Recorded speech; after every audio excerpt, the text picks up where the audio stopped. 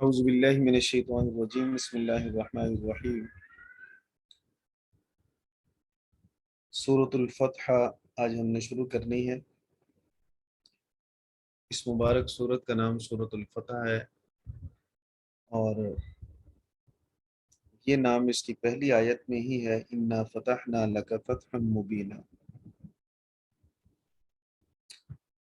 ترتیب تلاوت کے اعتبار سے یہ سورت 48ویں نمبر پر ہے اور اس کا ترتیب نزولی 111 ہے۔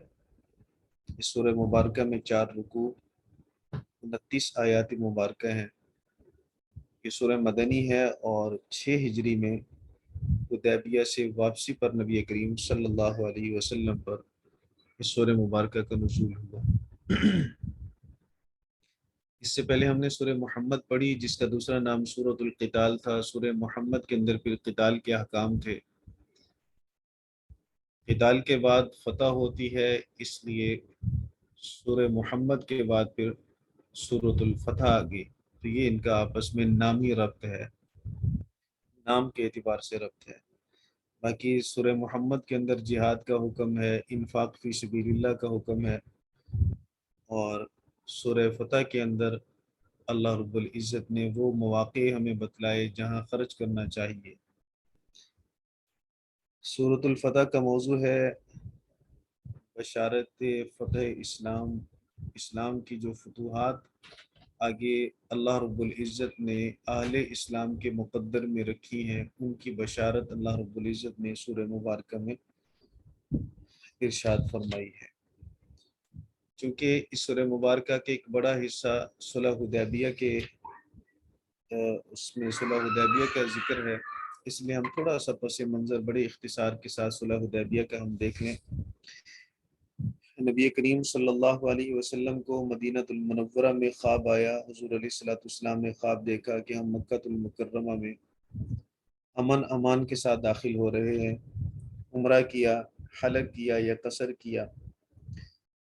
پھر آپ صلی اللہ علیہ وسلم نے صحابہ اکرام کو یہ خواب بتلایا کہ مجھے یوں خواب نظر آیا۔ پیغمبر کا خواب بھی وہی ہوتا ہے، لیکن خواب میں تعیین نہیں تھی کہ اسی سال عمرہ کریں گے یا پھر کسی اور سال میں کریں گے۔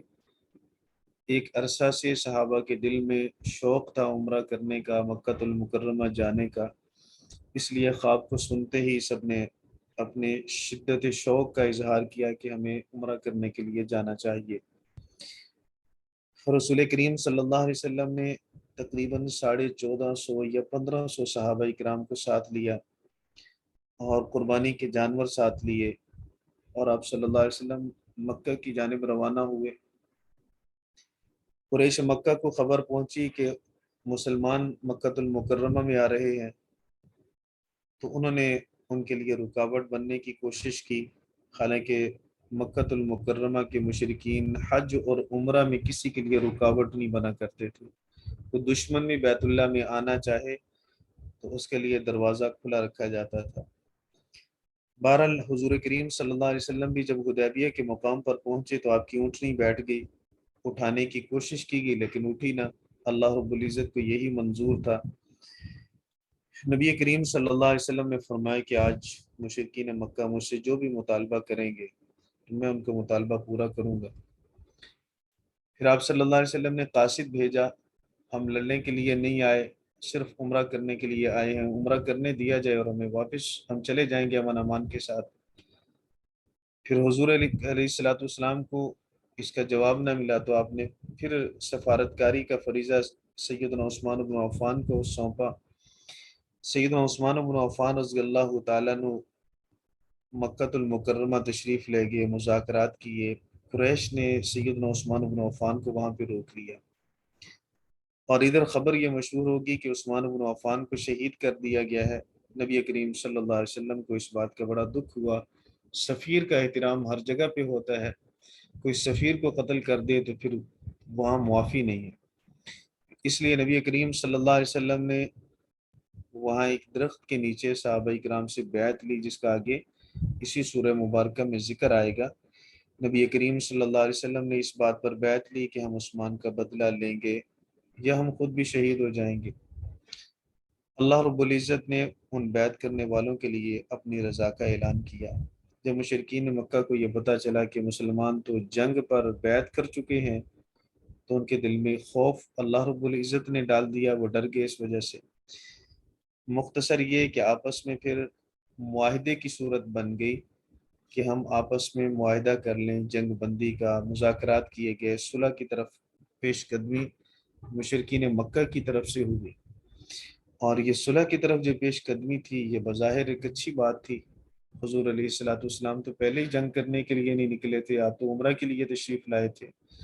اب مشرکین مکہ خود ہی صلح کے لیے جب پہل کر رہے ہیں تو اس میں مسلمانوں کے لیے عافیت سمجھی نبی پاک صلی اللہ علیہ وسلم نے، اور جب لیڈر، قائد، سربراہ دیانت داری کے ساتھ صلح میں عافیت سمجھے تو پھر خام خواہ قوم کو جنگ میں نہیں جھونکنا چاہیے، صلح کرنی چاہیے۔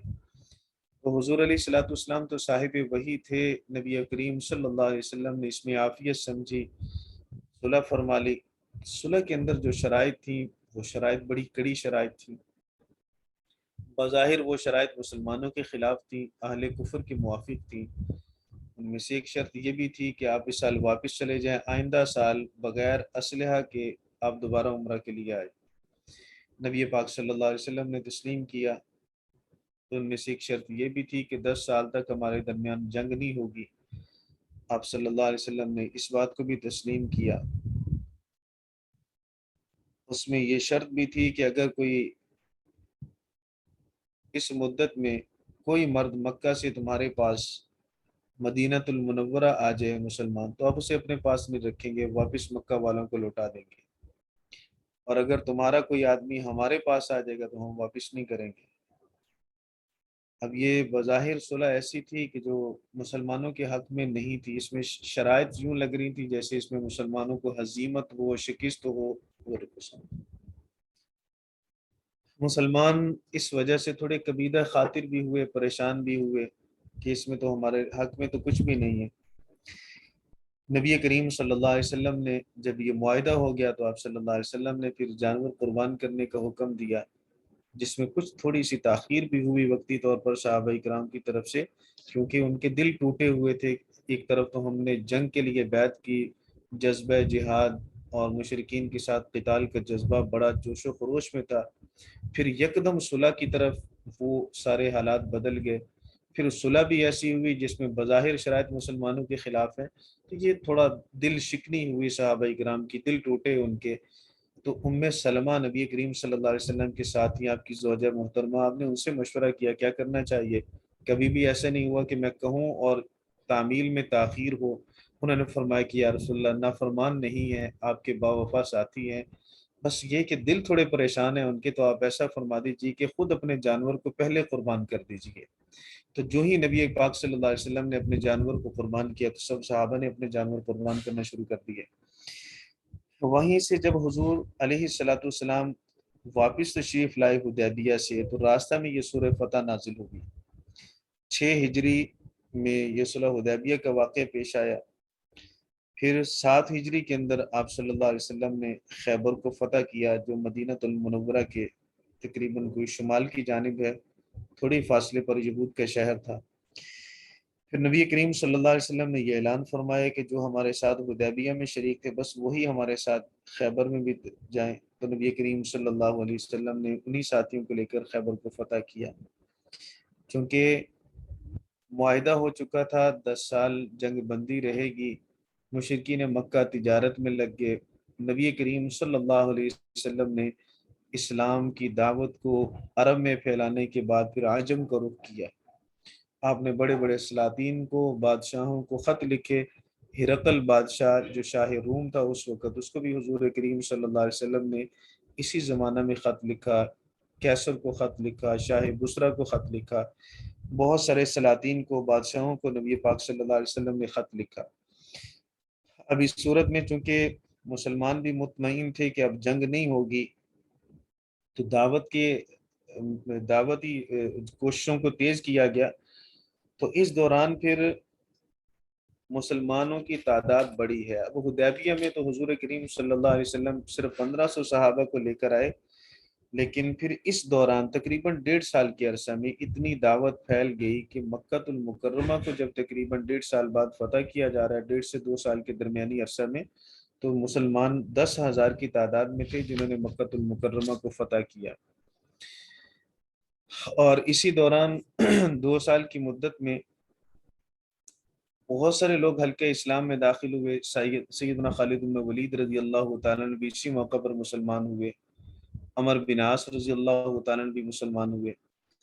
تو مسلمانوں کو ایک فائدہ تو یہ ہوا کہ خیبر فتح کر لیا، فائدہ یہ بھی ہوا کہ مسلمانوں کی دعوتی کوششیں بہت تیز ہو گئی، یہ فائدہ بھی ہوا کہ مسلمانوں کی افرادی قوت میں اضافہ ہوا، یہ فائدہ بھی ہوا کہ مسلمانوں کی دعوت عرب سے نکل کر عجم کی طرف گئی۔ تو آگے جتنی بھی اس کے بعد فتوحات آ رہی تھیں، ان ساری فتوحات کی بنیاد یہی صلح حدیبیہ کا واقعہ بنا۔ اس لیے اللہ رب العزت نے اس آیت مبارکہ میں ارشاد یہ فرمایا، سورت کا آغاز ہی یوں فرمایا، انا فتحنا لک فتحا مبینا، بے شک ہم نے آپ کو فتح دی، واضح طور پر فتح۔ اب اس فتح سے کیا مراد ہے؟ تو جو قریب بات میں نے ابھی عرض کر دی صلح حدیبیہ والی، ایک قول مفسرین کرام کا یہی ہے کہ اس فتح سے مراد فتح حدیبیہ ہے۔ لیکن فتح حدیبیہ بظاہر فتح نظر نہیں آ رہی، کیونکہ آپ کو تو عمرہ بھی نہیں کرنے دیا گیا، معاہدہ ہوا تو شرائط بھی مسلمانوں کے حق میں نہیں ہے۔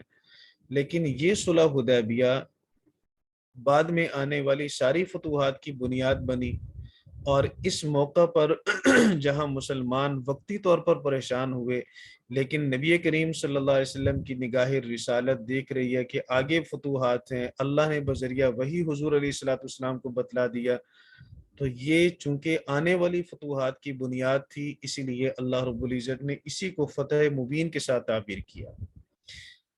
دوسری ایک تفسیر اس آیت مبارکہ کی یہ بھی فرمائی جاتی ہے کہ انا فتحنا لک فتحا مبینا کے اندر اللہ نے فتح مکہ کی خوشخبری دی کہ آپ اس صلح حدیبیہ میں جو آپ کے دل ٹوٹے ہیں، آپ پریشان نہ ہوں، یہی حدیبیہ والا واقعہ آگے مکہ کو فتح کرنے کا ذریعہ بنے گا۔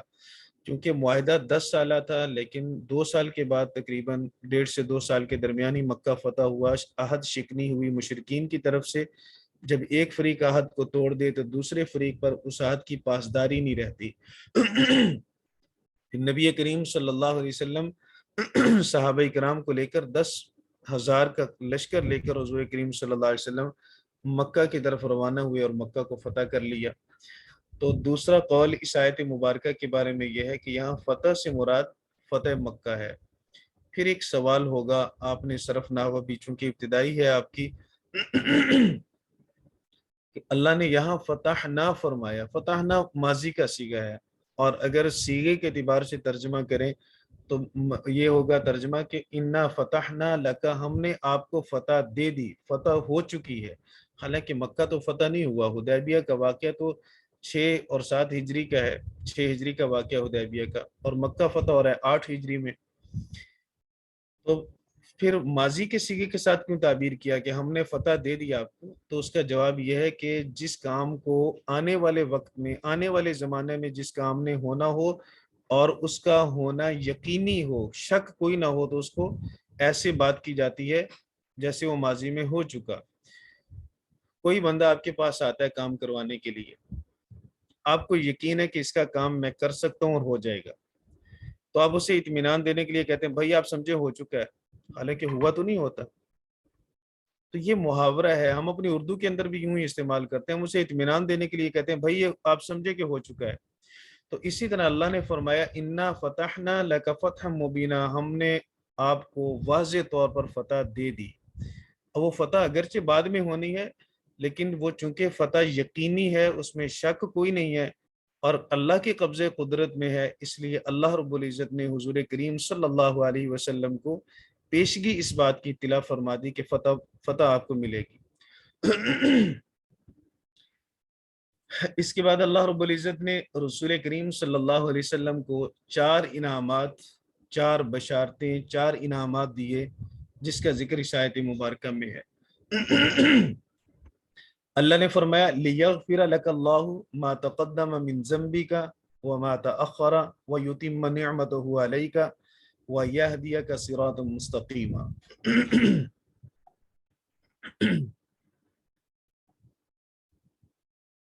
इरशाद फरमाए अल्लाह रब्बुल इज्जत ने, लियगफिरा लियगफिरा, ताकि अल्लाह मुआफ कर दे, लियगफिरा लकल्लाहु, अल्लाह मुआफ कर दे आपको, मा तक़द्दम मिन ज़म्बिका, जो आपके गुनाह पहले हो चुके, व मा तअख्खरा, जो बाद में होंगे, व युतिम्म निअमतहु अलैका, और अल्लाह अपनी नेमत को आप पर मुकम्मल कर देगा, व यहदियका सिरात मुस्तकीमा, ताकि अल्लाह ताला आपको सिरात मुस्तकीम की हिदायत दे, व यंसुरुकल्लाहु, और अल्लाह रब्बुल इज्जत आपकी मदद करे, नसरन अजीजा, ऐसी मदद जिसमें जिल्लत कोई नहीं है, इज्जत ही इज्जत है, इज्जत वाली मदद आपकी कर दे। अब एक तरफ हुजूर करीम सल्लल्लाहु अलैहि वसल्लम की शान रिसालत है, दूसरी तरफ आयत के ज़ाहिरी अल्फाज हैं। ज़ाहिरी अल्फाज को देखकर, शान रिसालत को देखकर कुछ सवालात जहन में आएंगे।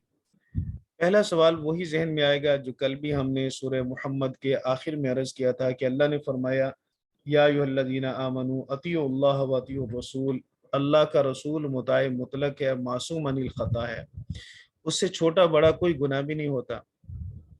फिर अल्लाह रब्बुल इज्जत यहाँ फरमा रहा है, लियगफिर लकल्लाहु मा तक़द्दम मिन ज़म्बिका व मा तअख्खर, अल्लाह आपके अगले पिछले सारे गुनाह मुआफ कर देगा। अल्लाह ने आपको फतह मुबीन दी, उसका अंजाम ये हुआ, उस फतह की वजह से अल्लाह रब्बुल इज्जत ने आपने सारे गुनाह ही अल्लाह ने माफ कर दिए, जो पहले थे, जो बाद में थे, पहले जो बाद में होंगे वो भी, जो हो चुके वो भी अल्लाह ने सारे माफ कर दिए। एक जवाब तो इसका वही है जो मैं इससे पहले उसमें सूरह मोहम्मद ही में मैं अर्ज कर चुका था कि ज़म्ब की निस्बत जब नबी की तरफ होती है तो उसका माना और होता है, जब हमारी तरफ होती है तो उसका माना और होता है। मुख्तसर ये कि जब गुनाह की निस्बत, ज़म्ब की निस्बत, लफ्ज़ ज़म्ब की निस्बत नबी की तरफ होती है तो इसका माना सिर्फ खिलाफ औला होता है, वो काम जिसके करने के दो रास्ते शरीयत में दिए हों, एक रास्ते पे चलें तो आपको अजर कम मिले, दूसरे रास्ते पे चलें तो अजर ज्यादा मिले, काम दोनों ही जायज हैं, रास्ते दोनों ही ठीक हैं, गुनाह किसी में भी नहीं है। फिर जो बड़ा होता है तो बड़े की शान का तकाजा ये होता है कि वो ज्यादा अजर व सवाब वाले रास्ते पे चले, लेकिन अगर वो कम अजर वाले रास्ते पे चलता है तो उसको ज़म्ब से ताबीर कर दिया जाता है। तो नबियों के लिए जब ज़म्ब का लफ्ज इस्तेमाल होता है तो ये इसी माना में इस्तेमाल होता है, वो गुनाह नहीं होता, खिलाफ औला काम होता है। एक जवाब इसका ये है। दूसरा जवाब ये है कि यहाँ उम्मत के गुनाह मुराद हैं। ये बहुत सारे आप तराजिम देखेंगे तो वहाँ लिखा होगा ताकि अल्लाह ताला आपकी उम्मत के अगले पिछले गुनाह मुआफ कर दे। उम्मत कौन सी है? उम्मत वही है जिसमें हुजूर अलैहिस्सलातु वस्सलाम उस वक़्त मौजूद हैं, यानी सहाबा किराम रिज़वानुल्लाहि ताला अलैहिम अजमईन। जब कोई जमात का अमीर हो और उस जमात के अंदर कोई गलती वाक़या हो जाए तो वो अमीर की तरफ मंसूब होती है, अमीर भी उस गलती में शुमार किया जाता है, हालांकि गलती उसने की नहीं होती। ये एक आदत है, एक रूटीन है, तो वो सभी की इज्तिमाई गलती शुमार की जाती है। तो इसलिए नबी करीम सल्लल्लाहु अलैहि वसल्लम चूंकि जमात सहाबा में थे और आप अमीर की हैसियत से थे, कायद की हैसियत से थे, चीफ थे, नबी करीम सल्लल्लाहु अलैहि वसल्लम कमान कर रहे हैं, अगर आपकी जमात में से किसी से कुछ गलती और ख़ता हुई तो अल्लाह ने यहाँ नवीद सुना दी, बशारत सुना दी कि मेरे महबूब फतह की खुशी में मैंने सबके गुनाह माफ़ कर दिए। तीसरा जवाब यह है कि यहाँ असल में अल्लाह रब्बुल इज़्ज़त ने उन्वान ये कायम किया, लियग़फ़िर लकल्लाहु मा तक़द्दम मिन ज़म्बिका, और मकसद अदम मुआख़ज़ा है। कहना यह है कि आपकी पकड़ कोई नहीं होगी, मुआख़ज़ा कोई नहीं होगा, महबूब आपसे हम किसी तरह का हिसाब नहीं लेंगे। तो उन्वान ये कायम किया, चूंकि दुनिया में लोगों की सोच यह है कि जिसको माफ़ी मिल जाए उसका मुआख़ज़ा नहीं होता। तो कुरान करीम हमें समझाने के लिए बस औक़ात हमारे ज़हनों के मुताबिक बात करता है जिसको हम इंसान समझ सके। इसलिए अल्लाह रब्बुल इज़्ज़त ने अंदाज वो इख्तियार किया जो हमारी समझ में आ जाए। बाकी बात यह है कि अल्लाह रब्बुल इज़्ज़त फरमाना यही चाहता है कि मेरे महबूब आपका मुआख़ज़ा कोई नहीं होगा। پھر آپ نے پڑھا ہے، سنا ہے علماء سے، حدیث شفاعت بڑی طویل ہے۔ حضور علیہ الصلوۃ والسلام قیامت والے دن جب امتیں ہر نبی کے پاس جائیں گی اور ہر نبی کہے گا کہ فلاں موقع پر مجھ سے شاید یہ لغزش ہوئی، اور آپ ان کے پاس جائیے، ایک دوسرے کے پاس بھیجے گا، دوسرا تیسرے کے پاس، بالآخر حضور کریم صلی اللہ علیہ وسلم کے پاس آئیں گے، اور اس صفت کے ساتھ نبی پاک صلی اللہ علیہ وسلم کے پاس بھیجا جائے گا کہ اللہ رب العزت نے ان کے لیے قرآن کریم میں فرمایا ہے لیغفر لک اللہ ما تقدم من ذنبک وما تأخر، چونکہ حضور علیہ الصلوۃ والسلام کی ساری لغزشات سے اللہ نے درگزر فرما دیا، اللہ نے مواخذہ نہیں کرنا ان سے، اس لیے آپ ان سے کہیے کہ وہ اللہ سے سفارش کریں۔ تو مختصر یہ کہ مغفرت اور یہاں گناہوں کی جو مغفرت کا اللہ رب العزت نے ذکر فرمایا، یہ اصل میں عدم مواخذہ کی بات ہو رہی ہے۔ 3 جواب ہو گئے، چوتھا جواب اس سے بھی خوبصورت ہے۔ مغفرت کا معنی ہے پردہ پوشی کرنا، پردہ ڈال دینا۔ پھر پردہ 2 طرح سے ہوتا ہے مولانا، ایک پردہ ہوتا ہے کہ گناہ اور بندے کے درمیان رکاوٹ اور پردہ حائل کر دیا جائے، اور دوسری صورت پردہ ڈالنے کی یہ ہوتی ہے کہ گناہ اور سزا کے درمیان پردہ ڈال دیا جائے۔ نبیوں کے لیے جب مغفرت کی بات کی جاتی ہے تو وہاں یوں اس حساب سے بات کی جاتی ہے کہ اے ہمارے رسول نبی، ہمارے محبوب، ہم نے تیرے اور گناہ کے درمیان پردہ ڈال دیا، گناہ تیرے قریب نہیں آئے گا، نہ پہلے نہ بعد میں، کبھی بھی نہیں آئے گا۔ تو اگلے پچھلے گناہ، یہ تعبیر ہے، عموم کو اس میں بیان کیا گیا کہ کبھی بھی گناہ کے قریب نہیں آئے گا۔ جب گناہ کے قریب نہیں آئے گا تو آپ ہمارے محبوب ہیں، ہم آپ سے مواخذہ بھی نہیں کریں گے، آپ کا حساب بھی کوئی نہیں ہوگا۔ لیکن جب میرے اور آپ کے لیے اور عام ایمان والوں کے لیے مغفرت کی بات ہوتی ہے تو اس کا مطلب ہوتا ہے کہ تمہارے گناہ کے اور اس کی سزا کے درمیان پردہ ڈال دیا جائے گا، لہٰذا گناہ تو تم سے ہوا، لیکن چونکہ تم نے توبہ کر لی اور اللہ نے معاف کر دیا، اب اللہ تعالیٰ اس گناہ کی سزا تمہیں نہیں دے گا۔ یہ 4 باتیں آپ یاد رکھیں گے تو انشاءاللہ آگے جہاں بھی اس طرح کی آیات آئیں گی تو اس میں الجھن نہیں ہوگی، مزید بھی آگے انشاءاللہ اور انداز میں کوئی وضاحت ہو جائے گی۔ دوسرا انعام اللہ نے فرمایا وَيُتِمَّ نِعْمَتَهُ عَلَيْكَ، اللہ رب العزت اپنی نعمت کو تم پر، آپ پر مکمل کر دے گا۔ اب نبی کریم صلی اللہ علیہ وسلم پر اللہ رب العزت کی نعمت مکمل ہوئی، حضور علیہ الصلوۃ والسلام پر۔ یہ نعمت دنیاوی بھی ہو سکتی ہے، یہ نعمت دینی بھی ہو سکتی ہے، ظاہری بھی ہو سکتی ہے، باطنی بھی ہو سکتی ہے، ہر طرح کی نعمت آپ پر مکمل کر دی۔ انہی نعمتوں میں سے ایک نعمت دین بھی ہے، جس کو اللہ نے فرمایا الیوم اکملت لکم دینکم واتممت علیکم نعمتی، میں نے اپنی نعمت مکمل کر دی، دین مکمل کر دیا حضور علیہ الصلوۃ والسلام پر۔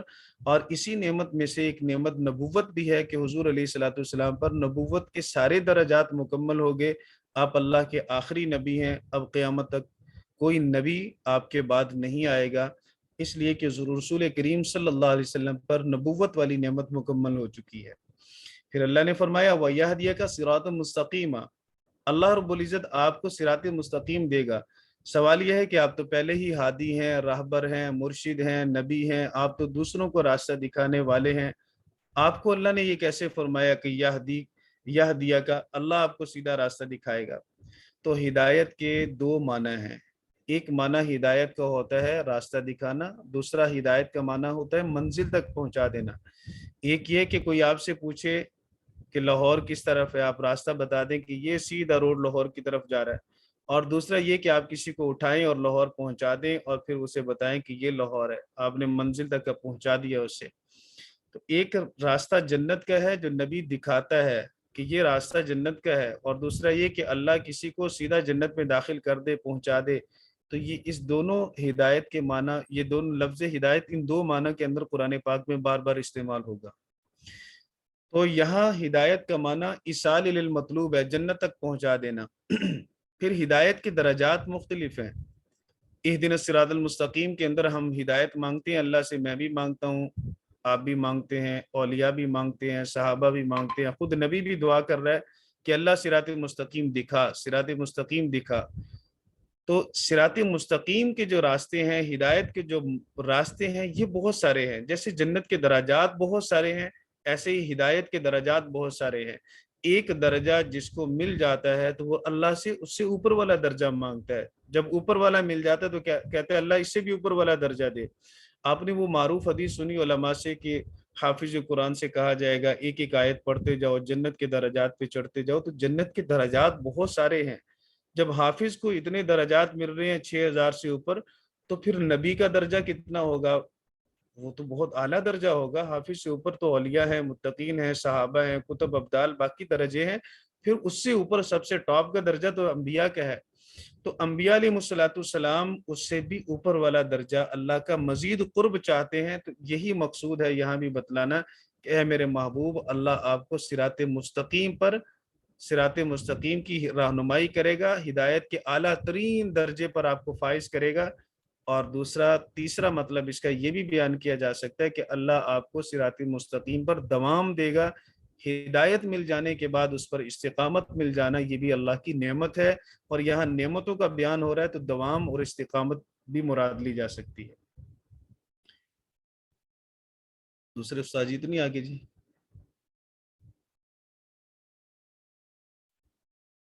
آخری جملہ اس آیت مبارکہ کا یا چوتھی نعمت اللہ تعالیٰ نے جو بیان فرمائی, وَيَنْصُرُكَ اللَّهُ نَصْرًا عَزِيزًا, اللہ رب العزت آپ کی مدد کرے گا, ایسی مدد کرنا جس میں ذلت کوئی نہیں ہے. اب حضور علیہ الصلوۃ والسلام نے مکہ فتح کیا, یہ چوتھا انعام ہے نبی کریم صلی اللہ علیہ وسلم پر.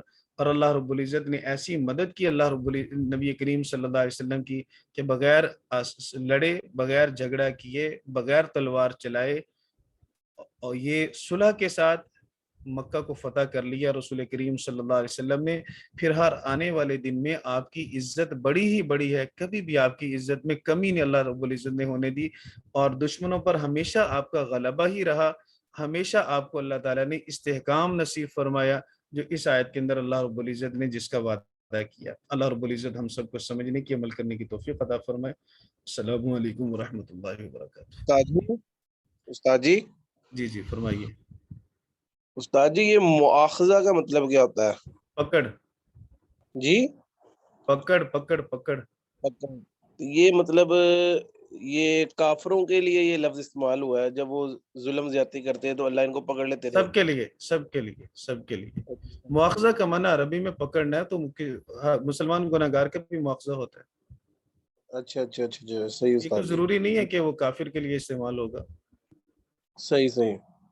مواخذہ کا معنی پکڑنا ہے, بس گرفت میں پکڑ لے لیں, لینا. تو کسی کی بھی ہو سکتی ہے. صحیح. جزاک اللہ استاد جی. السلام علیکم ورحمۃ اللہ.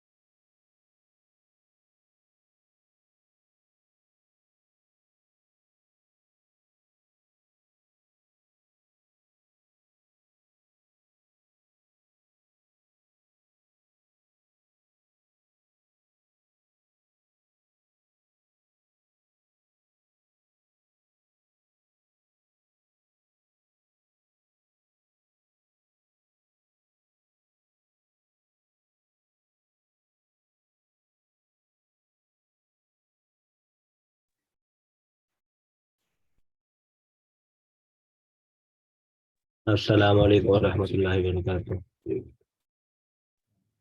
وعلیکم السلام ورحمۃ وعلیکم اللہ السلام وبرکاتہ. ہاں جی، کیا حال چال ہے؟ ٹھیک ٹھاک ہے سب کا؟ الحمد للہ استاد جی.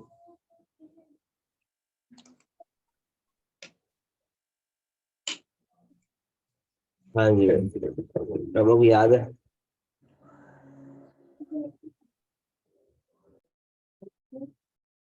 السلام علیکم ورحمۃ جس جس کو اللہ سبق یاد نہیں ہے اس کو وبرکاتہ. بتا دیجیے کس کس کو یاد نہیں ہے. وعلیکم السلام ورحمۃ اللہ وبرکاتہ. اچھا، یعنی کہ کیا حال ہے حضرات صاحب محترم؟ الحمد للہ محترمین. اچھا، مطلب سب کو یاد ہے سبق.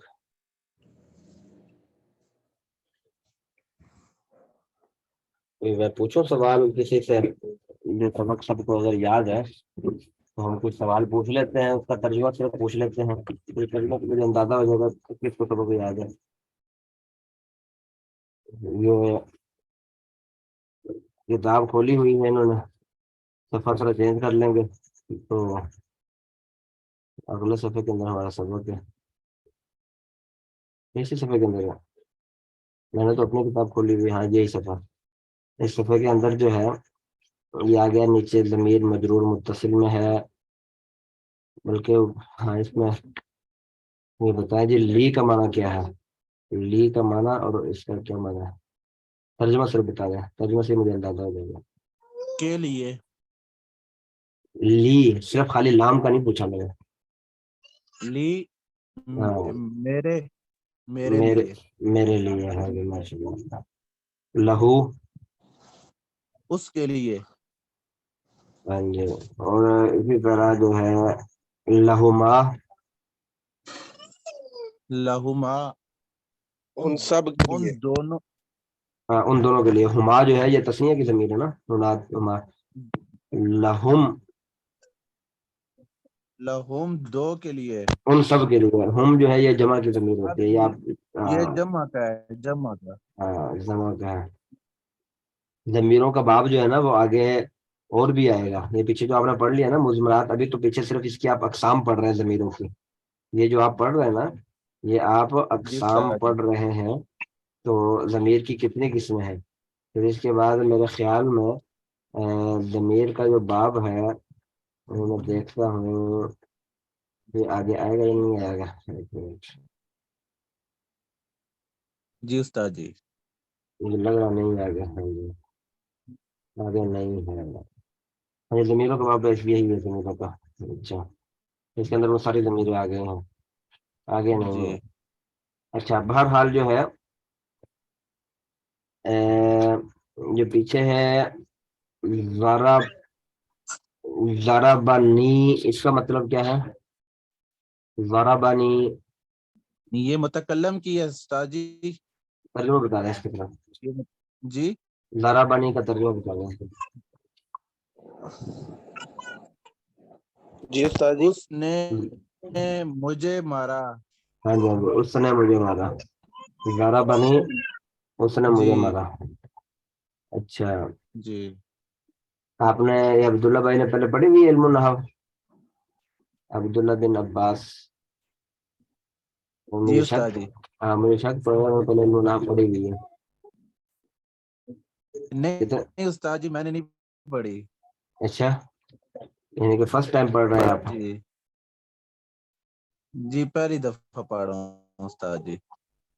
ماشاء اللہ، بہت بڑی بات ہے. باقی سب بھی جو ہے وہ ماشاء اللہ تو کوشش کیا کریں سبق سنانے کی. اگر سمجھ نہ آئے تو پھر وہ پوچھ لیا کریں، کیونکہ بسا اوقات جب کوئی بولتا نہیں ہے پھر استاد نے تو یہی سمجھنا کہ سب کو سمجھ آ گئی ہے، وہ پھر اپنے انداز سے آگے پڑھائے گا. تو پیچھے سمجھ کسی کو بھی نہیں آئی ہے، وہ سارا جو ہے نا وہ آدھا گھنٹہ بولنے کا کوئی فائدہ نہیں ہوتا. پھر استاد آدھا گھنٹہ بول رہا اگلے والے کو سمجھ ہی نہیں آ رہی تو پھر بولنے کا کیا فائدہ. سمجھ نہیں آ رہی ہو تو فوراً جو ہے وہ پوچھ لیں جی اس کا سمجھ نہیں آئی. اچھا، اس کے اندر تو یہ پکی یاد ہونا چاہیے. میں ابھی تو اس کا ترجمہ پوچھا ہے, اس کے اندر اگر میں آپ سے پوچھوں کہ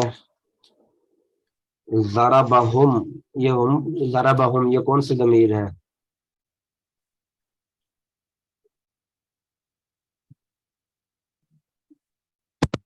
ہاں جی, ضربہم, یہ یہ ہوم تو جمع ضمیر جمع کے لیے منصوب نا. متصل. یہ نہیں ہوتا, نام بتائیں آپ صرف کون سی بحث میں ہے. جمع کی بتا دیں اور وہ بتا دیں مرفوع ہے, مرفوع کی ضمیر ہے, متصل کی ہے, مرفوع متصل ہے, مرفوع منفصل ہے, مجرور متصل ہے, مجرور منفصل ہے. یا اسی طرح جو ہے وہ کیا اس کا نام ہے, منصوب متصل ہے یا منصوب منفصل ہے.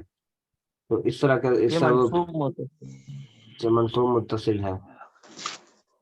اچھا, اور ضربنا, یہ ضربنا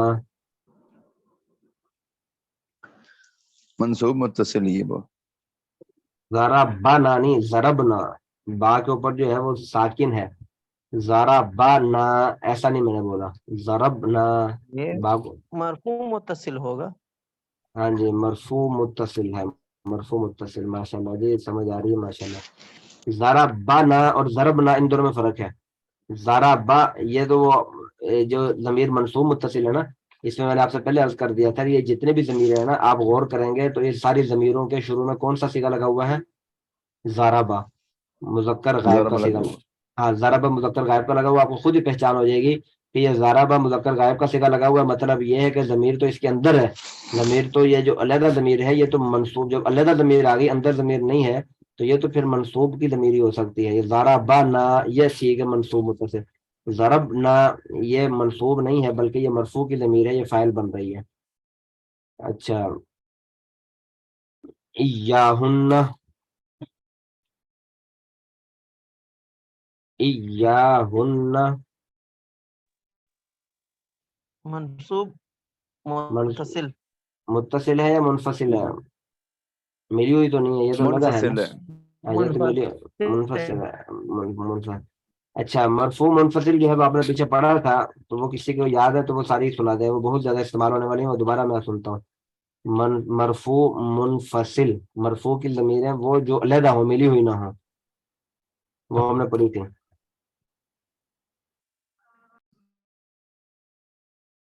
ہاں جی, کون سنائے گا؟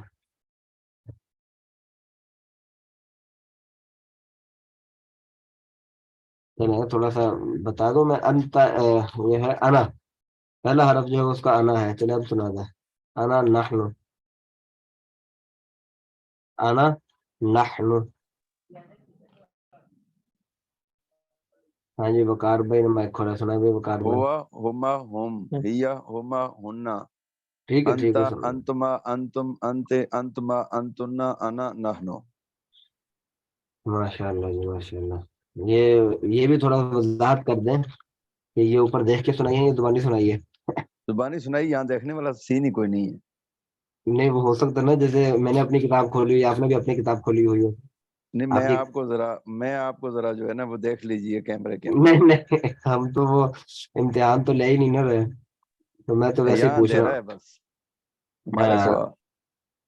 ایسے ہی ایسے اچھی بات ہے جی, اچھی بات.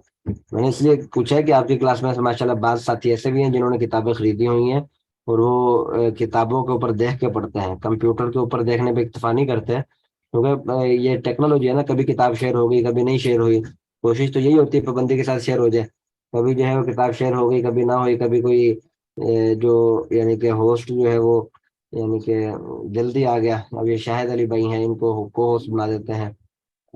علی وہ جو ہوتا ہے ایک لڑکا تھا, وہ کبھی آ جاتے ہیں کبھی جو ہے وہ تھوڑا لیٹ ہو جاتے ہیں, تو پھر اس لیے جو ہے نا وہ اپنے پاس کتاب بعد. ہاں جی, کھولی ہوتی ہیں. استاد جی, جس طرح میں نے یہ اپنا یاد کی یا سنائی ہے نا آپ کو, ہاں جی, اس طرح یہی طریقہ, کیونکہ یہاں پہ ترتیب صحیح اس طرح نہیں لکھی ہوئی, ترتیب کو تبدیل کیا ہوا ہے. ہاں جی, تو جو ضمیر اپنا جو گردان کا جو طریقہ ہے اصل, اس کے مطابق ہی سب کو ویسے یاد کرنی چاہیے, کیونکہ ضروری ہے بعد میں کسی ٹائم بھی اپنا ہمیں ضرورت پیش آ سکتی ہے. ساتھ وہ تو ساتھ پھر زبانی یاد رکھیں. وہ تو پھر رٹن لگ جاتا ہے نا, جو آپ نے جو یاد کیا ٹھیک ہے, لیکن وہ پھر رٹا ایسا لگ جاتا ہے کہ وہ آدمی بھولتا نہیں ہے. ہم نے تو ہاں جی, 20 سال پہلے پڑھی ہوگی ہے نحو, ایسے 15 سال 20 سال تو نہیں، لیکن کم از کم 2006 کے اندر ناپ پڑی تھی. 17 سال تو ہو گئے ہوں گے تقریباً، 16-17 سال. تو کبھی جو ہے وہ ناپ پڑی، اس کے بعد کھول کے بھی نہیں دیکھی میں. اس کے بعد یہ پہلی دفعہ ناپ پڑھا رہا ہوں، پہلی دفعہ ناپ پڑھا رہا ہوں، اور اس کے بعد کبھی یعنی کہ کھول کے بھی نہیں دیکھی، لیکن وہ ساری ضمیریں یاد ہیں. وہ پتہ ہے کہ آگے کون سا باب ہے، وہ کون سا باب ہے، اس کا مطلب کیا ہے. اب وہ کھول کے بھی نہ دیکھیں تو وہ ایسا ایک رٹا لگ جاتا ہے. وہ آپ کو پتہ پہچان ہو جاتی ہے، پڑھ کے آپ پڑھیں گے نہ بھی آگے جا کے اپنے تفسیریں اور اس کے اندر ہوا ہما یہ تو آتی رہیں گی. میں نے آپ سے اس لیے کہا تھا یہ تو اب قیامت تک آپ کی جان نہیں چھوڑیں گی، موت تک جو ہے یہ چیزیں جو ہے وہ اب آپ کی جان نہیں چھوڑیں گی، یہ تو آتی رہیں گی. کیونکہ آپ نے قرآن حدیث پڑھتے رہنا ہے، نمازیں پڑھتے رہنا، اس نے آتے رہنا. نماز کے اندر امام نے تلاوت کرنی ہے تو یہی ضمیر ہے، اور اس کے اندر بھی جو ہے نا وہ آپ نے غور و فکر تو کرنی ہے نا. اب کوئی بھی اب عربی کی عبارت آ جائے اس کے اندر غور و فکر تو کرنا ہم نے کہ یار یہ جو ہے وہ کیا بن رہا ہے، کون سی ضمیر ہے. یہ انت اس کا معنی ہم نے پڑھا تھا آپ، یہ انا اس کا معنی میں ہے، نحن ہم. تو اس کے معنی جو ہے وہ تو پھر سینکڑوں دفعہ یہ جملے استعمال ہوتے ہیں. اچھا استاد جی، ہاں جی، ہاں جی، یہ جو اوپر ضمیر منصوب منفصل والی یہ جو ہے ہاں جی. یہ ای یا ہو سے سٹارٹ ہو رہی ہے نا؟ یہاں تو کتاب کے اوپر تو یا نا یا کا یا کما یا نہیں، کم. اصل جو طریقہ جو اس کا ہے ہاں اس کے یا ہوتا مطابق ہے. کہہ رہا ہوں. ہاں جی، ہاں جی، ٹھیک ہے. یا ہو ای صحیح ہے. یا ہو، ای یا ہما، ای یا ہم، ہاں جی. ای یا. یا ہا، ای یا ہما، ای یا ہننا، ہاں جی. ای یا کا، ای یا کما، ای یا کم، ای یا کے، ای یا کما، ای یا کننا، ای یا یا، ہاں ای جی. یا. یا. ایسے ہی ہوگا استاد جی؟ ہاں جی، ہاں جی، بالکل ایسے ہی. تو استاد جی یاد کرنے کا طریقہ کیا ہے؟ جس طرح یہ لکھی ہوئی ہے اس طرح شروع سے آخر تک اس کو یاد کرنا ہے؟ ہاں جی، میں نے کہا تھا کوئی فرض واجب نہیں ہے، جس طریقے سے مرضی یاد کرو. جو لکھا ہوا ہے جس طرح یہ اکرم بھائی نے سنا اس طریقے سے بھی یاد کر سکتے ہیں. جس طریقے سے وہ اکرم بھائی جی اس لیے کہہ رہے ہیں کہ آپ صرف کے اندر جو گردان پڑھ رہے ہیں اس کے اندر غائب کے سیغے پہلے پڑھتے ہیں، پھر اس کے بعد حاضر کے سیغے، پھر اس کے بعد متکلم کے سیغے. تو اسی ترتیب سے ایا کو جو غائب کے ضمیریں ہیں اس کو پہلے یاد کر لیا، ایاہو، ایاہما، ایاہم، ایاہا، ایاہما، ایاہن. اس کے بعد پھر حاضر کی ضمیریں، پھر اس کے بعد متکلم کی ضمیریں جو فعل ماضی کے اندر بعد میں آتی ہے نا. تو اس لیے جو ہے وہ ورنہ جو مرضی ترتیب یاد کر لے، وہ ترتیب سے مقصد نہیں ہے. مقصد یہ ہے کہ آپ کو سمجھ آنی چاہیے ایک ایک لفظ کی، اور جیسے لفظ بولا جائے آپ نے وہ گنتی نہیں کرنی ہے کتنے نمبر پہ آتا ہے، آپ نے فوراً بتانا کہ یہ کون سی ضمیر ہے. کیونکہ پہچان ہو جاتی ہے نا. ہم جو میں نے بتایا کہ یہ جمع کی ضمیر ہے، جمع غائب کی، یعنی کہ ہم جو ہے یہ جمع غائب کی ہے، یہ آپ کو فوراً ذہن میں آ جانی چاہیے. اسی طرح جو ہے کاف کی جو ضمیر ہے کا، یہ حاضر کی یہ مؤنث کے لیے، کما یہ دونوں کے لیے، کم یہ حاضر جمع کے لیے، اور جو مؤنث کے لیے کننا، جمع مؤنث کے لیے کننا، حاضر جمع مؤنث کے لیے کننا. تو یہ کاف کی جو ظاہری ضمیریں ہیں جس کے ساتھ کاف لگا ہوتا ہے تو یہ یعنی کہ اس کے ساتھ ہے حاضر کی ہیں. جس طرح جو ماضی کے سیغے میں جو ہے وہ تا لگا ہوتا ہے نا، ضربتا ضربتما ضربت، وہ تا لگا ہوتا ہے، وہ حاضر کے لیے تا لگا ہوتا ہے. ضربتا ضربتما ضربتم ضربتے ضربتما، یہ جہاں تا لگا ہوا یہ سارا جو ہے یہ مؤنث کی ضمیریں ہیں. تا کے اوپر زبر ہوگی تو ہاں خالی تا نہیں لگا ہوگا بلکہ زبر بھی ہوگی، ورنہ جو ہے وہ ذرا بد وہ غائب کی ضمیر آ جاتی ہے. اس کے آخر میں تا ہے لیکن وہ غائب کی ضمیر ہے. تو بہرحال جو ہے نا یہ اچھا جی. داروکا، داروکا اس کا ترجمہ کیا ہو بنے گا؟ داروکا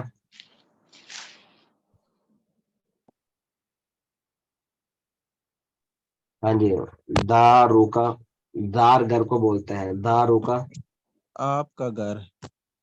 ماشاء اللہ. جو کتاب ہو، یہ کوئی اور بھائی بتایا ان کے، عبداللہ بھائی کے علاوہ کوئی اور بتایا کتاب ہو. اس کی کتاب. ہاں جی ماشاء اللہ جی، کتاب ہو اس کی کتاب. اچھا، قلمکم، قلمکم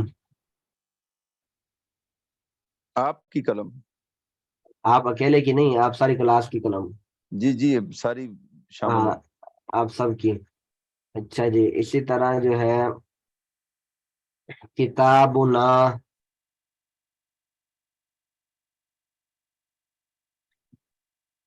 ہاں جی ہماری کتاب. ہماری، ہم سب کی کتاب. ٹھیک ہو گیا. چلے جی ماشاء اللہ. یہ کیونکہ آپ نے وہ طریقۃ الاسریہ جو ہے وہ بھی میرے پاس ہی ہے، یہ کتاب ختم ہوگی تو ہم طریقۃ الاسریہ شروع کریں گے. تو یہ ساتھ ساتھ اسی کی بھی یہ اسی کی یعنی کہ پریکٹس بھی تھوڑی تھوڑی آپ کو میں کرواتا جا استاد رہا جی ہوں. یہ جو آخری والی ہے ضمیر مجرور باضافت لکھا ہوا ہے جس میں، ہاں جی اس کی جو گردان ہے پوری وہ تو نہیں آئی. وہ اگلے صفحے کے اوپر ہے نا، اگلے صفحے کے اوپر دیکھیں گے تو آپ کو نظر آ جائے گی. نظر آ رہی ہے اگلا صفحہ نمبر 19 کے شروع میں. یعنی یہ یہاں سے شروع ہو گئی دارہو دارہما دارہم، ہاں جی دارہا دارہما دارہنا، ہاں جی دارکا دارکما دارکم دارکے دارکے دارکما ہاں جی دارکنا داریو دارونا داری دارونا داری دارونا. داری میرا گھر، جداری میری دیوار، کتاب بھی میری کتاب. اچھا بہرحال یہ آپ یا متکلم کو یاد رکھنا ہے آپ نے، یہ ساری ضمیریں جو ہے نا یہ انشاءاللہ ہر لفظ کے ساتھ. یہ تو دار کی مثال آپ نے پڑھی ہے، یہ تو اب پتہ نہیں کس کس کے ساتھ لگے گا. جو بھی لفظ آپ نے بولنا نا اس کے ساتھ یہ اب شروع میں وہ لفظ لگا دینا بہت زیادہ استعمال ہوگا. کتاب کی میں نے ایک دو مثالیں دے دی ہیں، قلم کی اور کتاب کی. تو اس کے علاوہ اور کچھ عربی کے الفاظ بھی ہیں. جدار دیوار کو بولتے ہیں، جداری میری دیوار، جداروں کا آپ کی دیوار. اسی طرح جو ہے کوئی بھی چیز ہے اس کے ساتھ جو ہے نا یہ لگتی ہے. اب موٹر سائیکل کے بارے میں جو ہے وہ بتانا ہو یا کوئی بھی اس طرح بتانا ہو تو وہ یہ استعمال ہوتا ہے بہت زیادہ. ابھی اس میں فائدہ دیکھ لیں. فائدہ یہ ہے، اچھا مجرور کی صرف آپ ضمیر دیکھ لیں. مجرور جو ہے وہ ضمیر مجرور متصل ہے، منفصل کی ضمیر نہیں ہے. مجرور کی جو ضمیر ہے وہ منفصل کی نہیں ہے، علیحدہ سے جو آئے گی وہ نہیں ہے. سمجھ آ گئی؟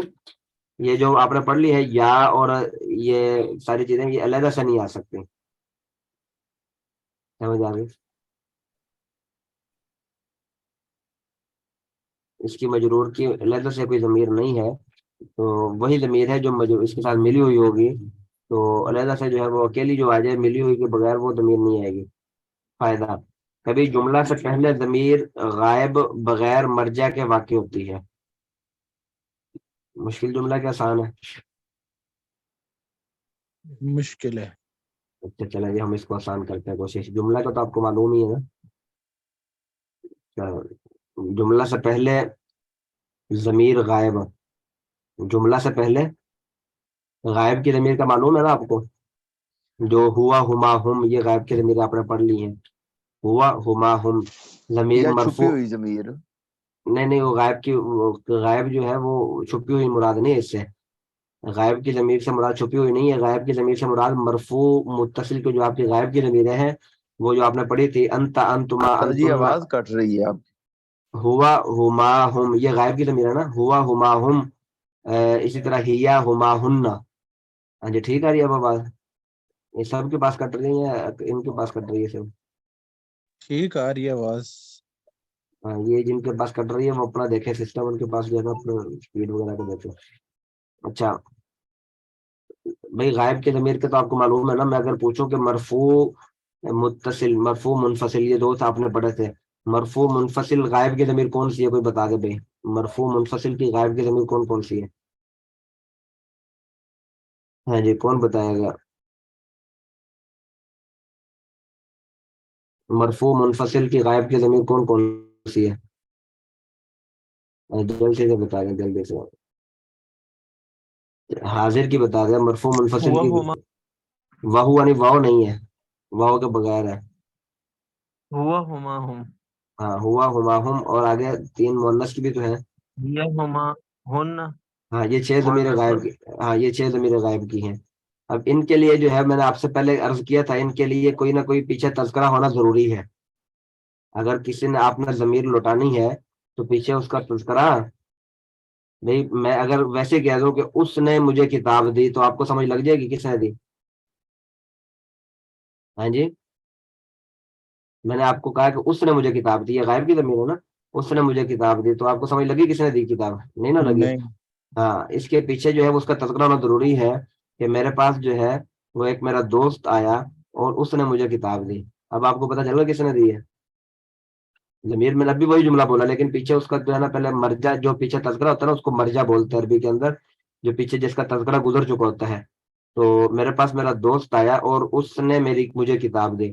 اب آپ کو معلوم ہو گیا کہ میرے دوست نے مجھے کتاب دی ہے، پہلے آپ کو معلوم نہیں تھا، اب آپ کو پتہ چل گیا کہ میرے دوست نے مجھے کتاب دی ہے۔ اب یہاں جو میں نے ضمیر استعمال کی ہے تو یہ ضمیر کا مرجع کون ہے، یعنی کہ یہ ضمیر کہاں لوٹ رہی ہے، یہ اس کو عربی میں کہتے ہیں مرجع، یہ لوٹ رہی ہے وہ جو میرے دوست ہے ان کی طرف لوٹ رہی ہے، دوست آئے تھے تو یہ ضمیر کا مرجع جو ہے وہ دوست ہے، یعنی کہ ضمیر سے مراد دوست ہے، اس نے کتاب دی یعنی دوست نے کتاب دی، تو یہ مرجع اس کو بولتے ہیں۔ سمجھ آ گئی مرجع کسے بولتے ہیں؟ ہاں جی، مرجع کی سمجھ آ گئی؟ جی استاد جی۔ بغیر مرجع کی بھی سمجھ آ گئی؟ بغیر مرجع یعنی کہ پیچھے تذکرہ ہی نہیں ہے، جیسے میں نے پہلے آپ کو بتایا اس نے مجھے کتاب دی، پیچھے تذکرہ ہی نہیں ہے، بغیر مرجع، مرجع پیچھے ہے ہی نہیں، پیچھے کوئی تذکرہ ہی نہیں ہے، تو وہ ضمیر جو ہے وہ آپ لوٹا دیں گے تو وہ بات سمجھ میں نہیں، لیکن جو ہے وہ فرماتے ہیں کبھی کبھی ایسا ہو جاتا ہے، اور جو ہے وہ اس کے متعلق یہ بتا رہے ہیں کبھی جملہ سے پہلے ضمیر غائب بغیر مرجع کے واقع ہوتی ہے، جیسے قرآن کے اندر جو ہے اب هو اللہ الذی لا الہ، ہوا جو ہے وہ ضمیر لے کر آئے، اللہ کا تذکرہ تو پہلے تو نہیں ہے، اللہ کا تذکرہ تو ہوا کے بعد ہے، ہوا وہ اللہ، هو اللہ الذی لا الہ الا هو، وہ اللہ جو جس کے علاوہ کوئی عبادت کے لائق نہیں۔ اب یہ ہے اسی طرح جو ہے وہ قل، آپ کہہ دیجئے ہوا وہ کون، پیچھے تذکرہ ہی نہیں ہے، سورۃ الاخلاص ہے نا، سورۃ الاخلاص میں آپ پڑھے کہاں سے شروع ہوتی ہے، قل ہوا، اب یہاں قل کہہ دیجئے ہوا وہ سے مراد کون ہے، پیچھے تذکرہ ہے ہی نہیں، اگر پیچھے تذکرہ ہوتا تو پھر جو ہے وہ اللہ نے جو ہے وہ زمین بنائی اور آپ کہہ دیجئے کہ وہ، یعنی جس نے زمین بنائی وہ مرجع ٹھیک ہے، لیکن جو ہے وہ کبھی کبھی فرماتے ہیں کہ پیچھے جو ہے وہ مرجع ہوتا ہی نہیں ہے ضمیر کا، بغیر مرجع کے ضمیر واقع ہو جاتی ہے، جیسے قل هو اللہ، قل ہوا، اب یہاں پیچھے کوئی مرجع ہے ہی نہیں، ضمیر جو ہے وہ واقع ہو گئی۔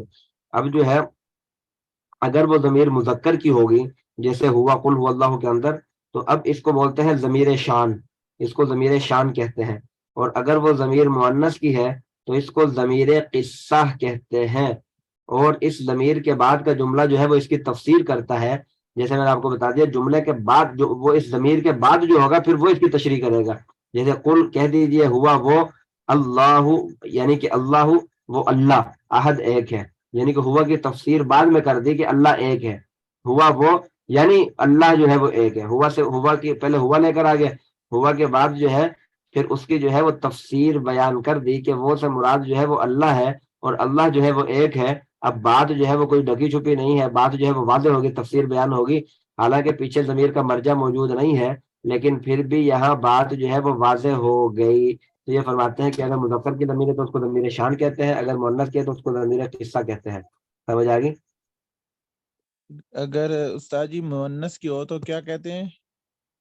ضمیر قصہ، قصہ، قاف صاد ہے، ہاں قاف صاد ہے، جی اور جو بات ضمیر کے بعد والا جملہ ہوتا ہے وہ اس کی تفسیر کرتا ہے، جیسے انہوں نے مثال دی ہے انہ زید قائم، ان بے شک ہو وہ، اب یہ ہو بھی ضمیر جو ہے نا یہ وہ ہے کیا اس کا نام ہے منصوب، یہ کون سی ضمیر ہے؟ انہ کے اندر اگر میں پوچھوں کہ ہو ضمیر کون سی ہے تو یہ کون سی بتائیں گے آپ؟ ہاں جی بتا دیں کون سی ضمیر ہے؟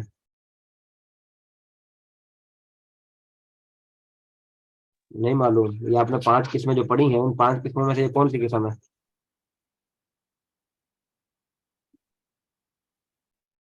یہ ایک ہی قسم بن سکتی ہے، وہ تو آپ کو معلوم ہونا چاہیے، باری باری آ جائے۔ سب سے پہلے آپ نے پڑھی ہے ضمیر مرفوع متصل، اس کے اندر تو یہ ہو ہے ہی نہیں، اس کے اندر تو وہ ضربت ضربا ضربو ضربت ضربتا ضرب، ضمیر مجرور مجرور بھی نہیں ہے، مجرور بھی نہیں ہے کیونکہ اس کے شروع میں حرف جر نہیں ہے۔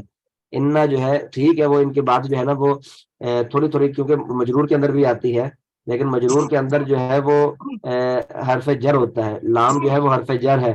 اب یہاں ہو جو آیا ہے اس کے پہلے جو ان آیا نا یہ ان حرف جر نہیں ہوتا، ان کا کام ہوتا ہے زبر دینا، یہ آپ منصوبات کے اندر پڑھیں گے کہ ان کا کام ہوتا ہے زبر دینا، یہ منصوبات کے اندر ہے، تو یہ منصوب کی ضمیر ہے، منصوب بھی وہ متصل ہے منفصل نہیں ہے۔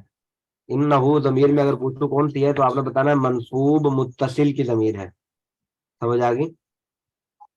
جی ہاں انہوں نے جو یہ بتایا تو یہ قریب قریب پہنچ گئے تھے، لیکن چونکہ انہوں نے منصوبات پڑھے نہیں ہوئے اس لیے ان کو پتہ نہیں ہے کہ یہ انا کیا ہے۔ انا منصوبات کے اندر ہے، مجرورات میں نہیں ہے۔ اگر انا جو ہے مجرورات کے اندر ہوتا تو پھر مجرورات کے اندر میں نے آپ کو بتایا تھا کہ با تا کاف لام واو منذ مذ خلا ربا ہاشا من ادا فی ان الا حتی الا، اب ان کے اندر تو کہیں بھی انا نہیں آیا ہے، انا اور انا کا انا لیتا لاکن لعل، یہ ہے منصوبات کے اندر، یہ حروف جو ہے وہ آپ وہاں جا کر پڑھیں گے منصوبات کے اندر، انا اور انا کا انا انا اور انا کا انا لیتا لاکن لعل، اس کو بولتے ہیں حروف مشبہ بالفعل، ان حروف کو بولتے ہیں حروف مشبہ بالفعل۔ یہ حروف مشبہ بالفعل جو ہے یہ ہے انا اور انا کا انا لیتا لاکن لعل، ان سب کو جو ہے وہ ایک اسم کی ضرورت ہوتی ہے، ایک خبر کی ضرورت ہوتی ہے۔ ان کا اسم جو ہوتا ہے وہ منصوب ہوتا ہے، ان کی خبر جو ہوتی ہے وہ مرفوع ہوتی ہے۔ یہ ہو جو ہے وہ انا کا اسم بن رہا ہے، انا کا اسم چونکہ منصوب ہوتا ہے تو اس لیے یہ منصوب کی ضمیر ہے۔ یہ میں تشریح یہاں ویسے ہی کر رہا ہوں، آپ کو اگر سمجھ نہیں آ رہی تو بس آپ یہ ذہن میں رکھیں کہ یہ منصوب کی ضمیر ہے، تو یہ منصوب کی ضمیر ہے اور غائب کی ضمیر ہے۔ ہو چونکہ غائب کی ضمیر ہے نا، تو یہ آپ نے پڑھا ہے کہ غائب کی مثال پڑھ رہے ہیں کہ ضمیر اگر غائب کی ہو تو بغیر مرجع کے واقع، انہوں نے یہ نہیں لکھا کہ ضمیر منصوب غائب کی ہو یا ضمیر مرفوع غائب کی ہو یا ضمیر مجرور غائب کی ہو، یہ نہیں لکھا۔ کوئی بھی ضمیر ہے، پانچوں ضمیروں میں سے جو ہے ان میں سے کوئی بھی ضمیر ہو لیکن غائب کی ہو تو متصل اور منفصل بھی نہیں لکھا، کوئی بھی ضمیر غائب کی ہو اور پیچھے مرجع واقع نہ ہو تو پھر فرماتا ہے اس کو ضمیر شان کہتے ہیں۔ مثال انہو کہ میں نے یہ تو ویسے ایک اضافی بات پوچھ رہی تھی کہ یہ ہو کون سی ضمیر ہے۔ انہو زید قائم، ان حروف مشبہ بالفعل، ہو جو ہے وہ اس کا اسم منصوب ہے، اور آگے میں نے آپ سے پہلے عرض کر دیا زید قائم جو ہے یہ دیکھیں مرفوع آ رہا ہے کہ نہیں آ رہا، یہ حروف مشبہ بالفعل کی خبر جو ہوتی ہے یہ مرفوع ہوتی ہے، وہ انشاءاللہ آپ پڑھ لیں گے مرفوعات میں۔ تو زید قائم یہ جو ہے زید قائم، زید کھڑا ہے، تو یہ اس کی تفسیر آ گئی ہو کی ضمیر، انہو بے شک وہ، یعنی کون، یعنی کہ زید کھڑا ہے، تو یہ ہو ضمیر جو ہے یہ تحقیق شان یہ ہے کہ زید کھڑا ہے، اس کا ترجمہ جو ہے وہ یہ بھی کر سکتے ہیں کہ شان یہ ہے کہ زید کھڑا ہے، تحقیق یہ کہ زید کھڑا ہے۔ اسی طرح جو ہے انہا زینب قائمۃ، بے شک زینب جو ہے وہ کھڑی ہے، تحقیق قصہ یہ ہے کہ زینب کھڑی ہے، واقعہ یہ ہے، قصہ یہ ہے کہ زینب جو ہے وہ کھڑی ہوئی ہے۔ اچھا جی سمجھ آ گئی۔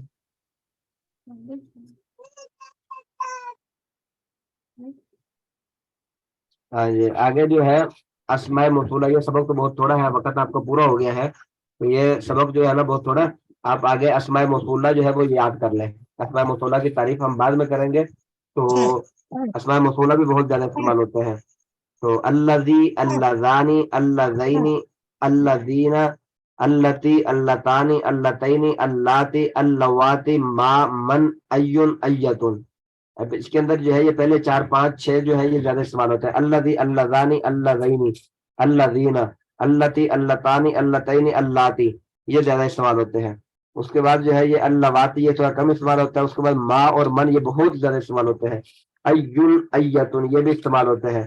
اب ان کا ترجمہ جو ہے انہوں نے نیچے لکھا ہوا ہے الذی، وہ ایک مرد، وہ ایک مرد کے، وہ ایک مرد کے، یہ کے کا لفظ جو ہے نا یہ اس میں الذی کا معنی کے اندر آتا ہے، وہ جو کہ، اس کا ترجمہ یہ بھی کر سکتے ہیں الذی وہ جو کہ، جو انہوں نے یہ لکھا ہوا ہے نا وہ ترجمے سے ہٹ کے تھوڑا بتا رہا ہوں، اس کا ترجمہ یہ بھی کر سکتے ہیں وہ جو کہ، اللذانی وہ 2 مرد جو کہ، اللذین یہ تفسیر کے لیے آتا ہے نا، تو یہ بہت زیادہ استعمال ہوتا ہے قرآن کے اندر بھی، اور اس کے آگے مثالیں بھی ہیں، تو وہ مثالیں بھی انشاءاللہ ہم پڑھیں گے لیکن ترتیب کے ساتھ۔ ابھی جو ہے وہ آپ صرف یہ الفاظ کو اور ان کے معنی کو یاد کر لیں، اور یہ گردان کو اللہ یہ پوچھوں گا میں انشاءاللہ، تو اس کے کل جو ہے نا یہ سبق آپ سناتے ہیں اللہ یہ ساری زبانی یاد کر کے، پھر اس کے بعد جو ہے تو انشاءاللہ اس کی تفصیل، تعریف اور تفصیل، اور اس کے استعمال کہاں کا ہوتا ہے، اور اس کے مثالیں ہیں، جیسے جو ہے اس کی مثالیں بہت زیادہ استعمال ہوتی ہیں، تو اس کی مثالیں جو ہے وہ پڑھیں گے ہم انشاءاللہ۔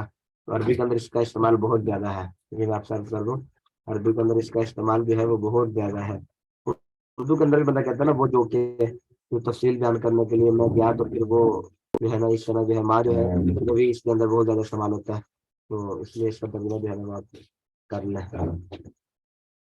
ٹھیک ہو گیا۔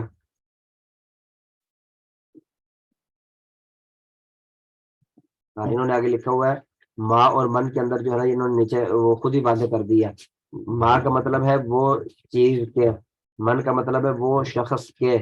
اب یہ فرق ان کے اندر آپ کو خود ہی واضح ہو گیا کہ فرق یہ ہے کہ ماں جو ہے یہ اس کے لیے استعمال ہوتا ہے غیر جاندار کے لیے، چیزوں کے لیے استعمال ہوتا ہے، تو من جو ہے یہ انسانوں کے لیے استعمال ہوتا ہے، جاندار کے لیے استعمال ہوتا ہے۔ समझ आ गई?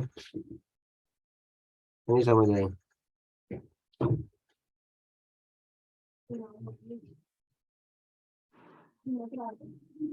हाँ जी, आवाज ही नहीं आ रही किसी की। चलें जी, बहरहाल जो है ना इसका तकरार कर लीजिएगा। जज़ाकल्लाह खैर। अस्सलाम वालेकुम रहमतुल्लाहि व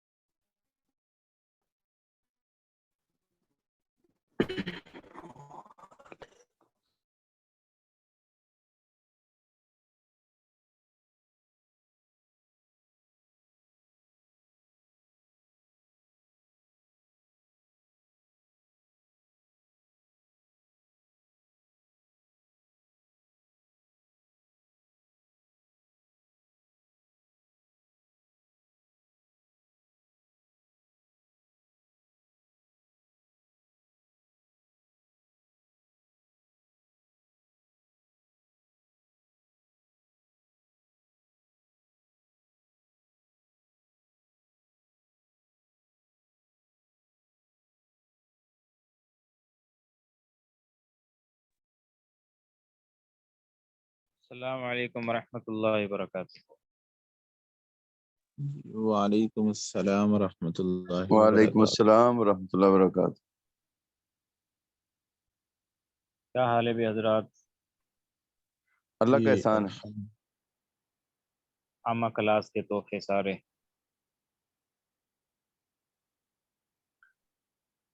खैरियत से हैं? तबीयत सेहत ठीक है सबकी?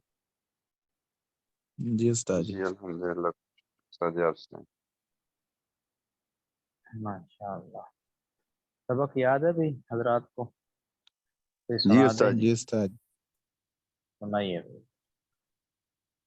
बिस्मिल्लाहिर्रहमानिर्रहीम। अद-दुनिया सिजनुल मुमिन व जन्नतुल काफिर। अद-दुनिया दुनिया, सिजन कैद खाना, अल मोमिन मोमिन ईमान वाला, व जन्नत जन्नत से मुराद बाग है, व जन्नतुल काफिर काफिर इनकार करने वाला, अल्लाह की नेमतों का इनकार करने वाला, जन्नत का इनकार करने वाला, दोज़ख का इनकार करने वाला, अल्लाह और उसके रसूल का इनकार करने वाला। तो अद-दुनिया सिजनुल मुमिन व जन्नतुल काफिर, दुनिया मोमिन के लिए कैद खाना और काफिर के लिए जन्नत है। इस हदीस के दो मतलब हैं कि जिस तरह जेल के अंदर कैदी की अपनी मर्जी नहीं होती, तो इसी तरह मोमिन ईमान वाला भी दुनिया में अपनी मर्जी की ज़िंदगी नहीं गुजार सकता, आज़ादाना ज़िंदगी नहीं गुजार सकता। जी, उसका हर मामला अल्लाह के सुपुर्द होता है।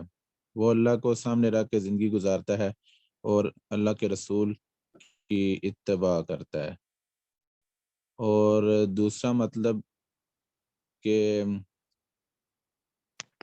मुसलमान की अपनी मर्जी नहीं है कि वो, हाँ जी जी, वो कैद खाने के अंदर वो उसको अपना घर नहीं समझता।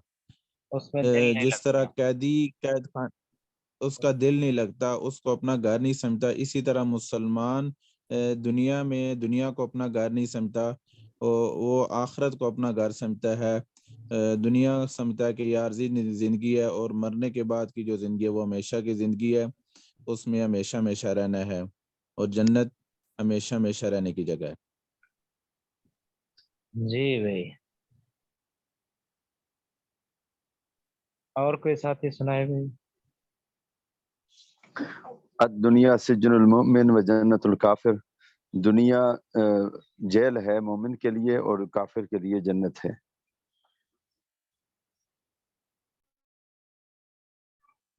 जी, और कोई साथी?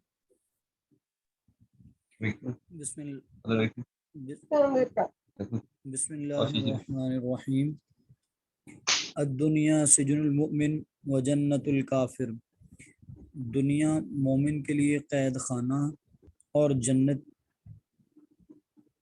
و जन्नत और काफिर के लिए जन्नत है। यानी तर्जुमा है इसका, दुनिया मोमिन का कैद खाना है और काफिर की जन्नत है। तो इसके दो मतलब निकलते हैं। जिस तरह कैद खाने के अंदर इंसान अपनी मर्जी की ज़िंदगी नहीं गुजार सकता, इसी तरह ईमान वाला दुनिया के अंदर रहकर अपनी मर्जी की ज़िंदगी नहीं गुजार सकता। इंसान हर मामले में अल्लाह के हुक्म का पाबंद है। वो अल्लाह को सामने रखते हुए अपना हर काम अल्लाह के हुक्म के मुताबिक अपनी ज़िंदगी गुजारता है, और अपना हर काम यानी जिन कामों का हुक्म दिया गया करने का वो करता है, जिन कामों से मना किया गया, रोका गया, वो उनसे रुक जाता है। इसका दूसरा मतलब ये भी है कि जिस तरह जेल में इंसान का दिल नहीं लगता और वो उसे आर्जी ठिकाना समझता है, इसी तरह ईमान वाले का दिल दुनिया में नहीं लगता और ना ही वो दुनिया को अपना घर बनाता है। उसका घर हमेशा रहने वाली ज़िंदगी और हमेशा हमेशा रहने वाली आखिरत वाली ज़िंदगी और जन्नत है, तो उसका दिल भी वहीं पे लगेगा और वो उसी के लिए तैयारी करता है। जी भाई देख लीजिए, आगे हदीस पढ़ते हैं। नहमदुहु व नुसल्ली अला रसूलिहिल करीम, अम्मा बाद। अस्सिवाकु मितहरतुन लिल फमी व मरज़ातुन लिर्रब्बी। अस्सिवाकु मितहरतुन लिल फमी व मरज़ातुन लिर्रब्बी। अस्सिवाकु मितहरतुन लिल फमी व मरज़ातुन लिर्रब्बी। ये हदीस की इबारत है। माना अस्सिवाक कहते हैं दांत साफ करने की लकड़ी को। सिवाक दांत साफ करने की लकड़ी को कहते हैं। सिवाक ये सौकन से अगर मुश्तक हो तो फिर इसका माना है रगड़ना। इसी तरह मितहरातुन कहते हैं सफाई के आले को। जिस चीज से सफाई की जाती है उस आले को मितहरा कहा जाता है। लाम रूफ जारा में से है, इसका माना के लिए होता है, सबब भी है, और फम का माना है। बिल्कुल नहीं आ रही, कट रही आवाज। अब आवाज आ रही है? जी उस्ताद आवाज आ रही है। अब आ रही है। दोबारा फिर देखिए। अस्सिवाकु मितहरतुन लिल फमी व मरज़ातुन लिर्रब्बी। अस्सिवाकु मितहरतुन लिल फमी व मरज़ातुन लिर्रब्बी। अस्सिवाक इसका माना है दांत साफ करने की लकड़ी। दांत साफ करने की लकड़ी को सिवाक कहते हैं। अगर ये अस्सिवाक सौकन से मुश्तक हो तो इसका माना होता है रगड़ना। इसी तरह लफ्ज है मितहरा। मितहरा कहते हैं उस आले को जिसके जरिए सफाई की जाती है, यानी सफाई करने का आला। लिल फमी, फम कहते हैं मुंह को। फौहन, फमी ये फूह, इसके असल में ये फूह है, इसकी जमा अफवाह आती है। फौहन से मुश्तक हो तो इसका माना होता है मुंह से बोलना। फम का माना है मुंह। व मरज़ातुन, मरज़ात कहते हैं खुशनुदी हासिल करने की जगह को, रजा को हासिल करने की जगह। अल्लाह ताला की रजा को हासिल करने की जगह को मरज़ात कहते हैं, और रब का माना है पालने वाला। अब इसका तर्जमा देखिए।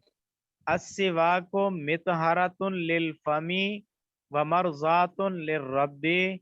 मिसवाक मुंह की पाकीज़गी का आला है।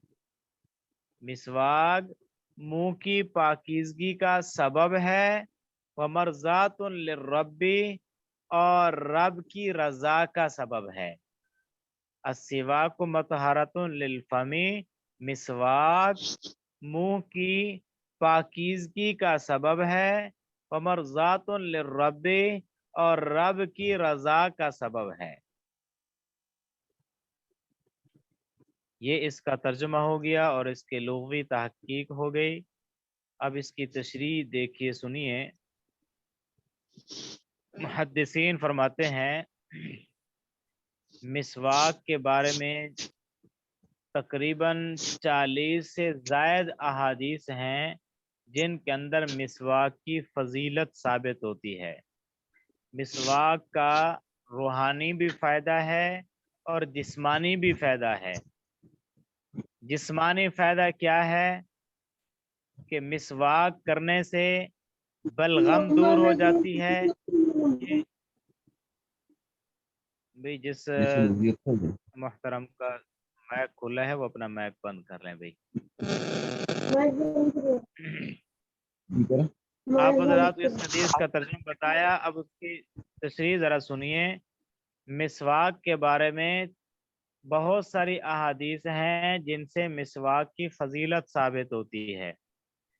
मिसवाक करने के रूहानी फ़ायदे भी हैं और जिस्मानी फ़ायदे भी हैं।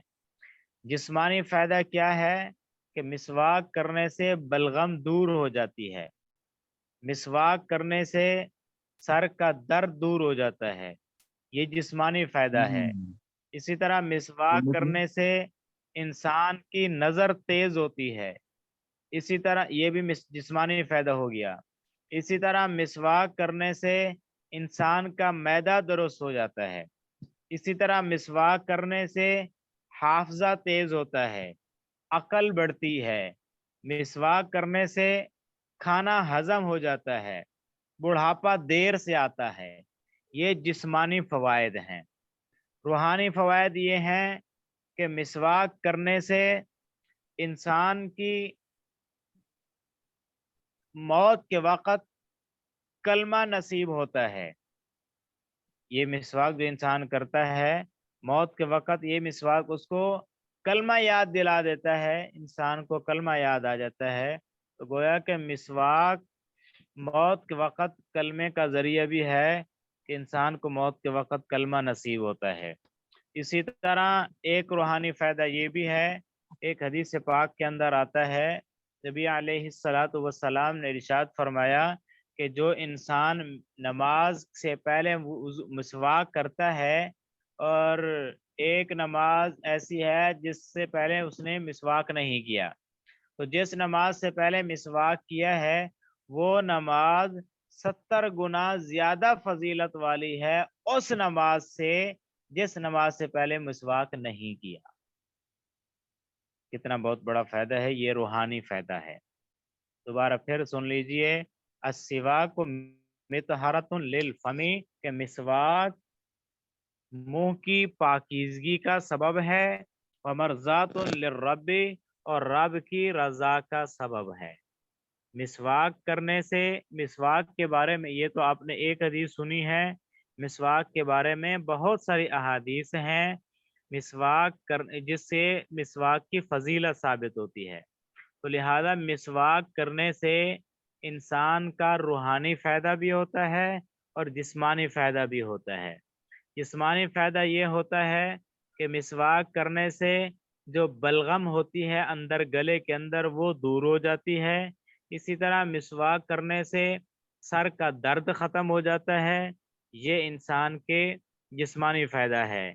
इसी तरह मिसवाक करने से इंसान की नज़र तेज़ होती है, ये भी जिस्मानी फ़ायदा है। इसी तरह मिसवाक करने से मैदा इंसान का दुरुस्त होता रहता है, ये भी जिस्मानी फ़ायदा है। इसी तरह मिसवाक करने से हाफ़ज़ा तेज़ होता है।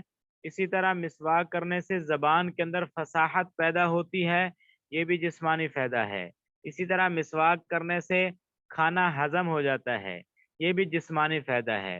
रूहानी फ़ायदा ये है कि मिसवाक करने से मौत के वक़्त कलमा नसीब होता है। इसी तरह एक रूहानी फ़ायदा ये भी है, हदीस पाक में आता है نبی علیہ الصلاۃ والسلام نے ارشاد فرمایا کہ جو انسان نماز سے پہلے مسواک کرتا ہے وہ نماز 70 گنا زیادہ فضیلت رکھتی ہے اس نماز سے کہ جس نماز سے پہلے انسان نے مسواک نہیں کیا۔ یہ روحانی فائدہ ہے۔ تو علامہ شیخ الحدیث زکریا رحمہ اللہ کاندلوی رحمہ اللہ نے اس کے بارے میں تو بہت سارے فوائد نقل کیے ہیں فضائل اعمال کے اندر، جن کا جی چاہتا ہے وہاں سے بھی مطالعہ کر سکتا ہے، پڑھ سکتا ہے۔ چند فوائد ہیں جو میں نے آپ حضرات کو بتائے ہیں مسواک کرنے کے، اس لیے مسواک کرنا چاہیے۔ یہ فوائد حضرت جو ائمہ اکرام ہیں، ائمہ مجتہدین ہیں، جیسے امام اعظم ابو حنیفہ رحمہ اللہ ہیں، اسی طرح امام ابو یوسف، امام محمد، امام مالک، امام شافعی، یہ ائمہ حضرات نے بھی یہ فوائد نقل کیے ہیں، اور اسی طرح ان فوائد کو بتانے والے حضرت علی رضی اللہ تعالیٰ عنہ بھی ہیں، اور اسی طرح اس مسواک کے فوائد بتانے والے حضرت عبداللہ بن عباس رضی اللہ تعالیٰ عنہ بھی ہیں۔ یہ صحابہ اکرام بھی ہیں اور تابعین بھی ہیں۔ اس لیے مسواک کے فوائد کی جو فوائد ہیں اور مسواک پر جو فضیلت ہے، اس کی بنیاد بہت مضبوط ہے، اس لیے مسواک کرنا چاہیے، مسواک نہیں چھوڑنا چاہیے۔ اللہ ہم سب کو مسواک کرنے کی توفیق دے اور اس پر عمل کرنے کی توفیق عطا فرمائے۔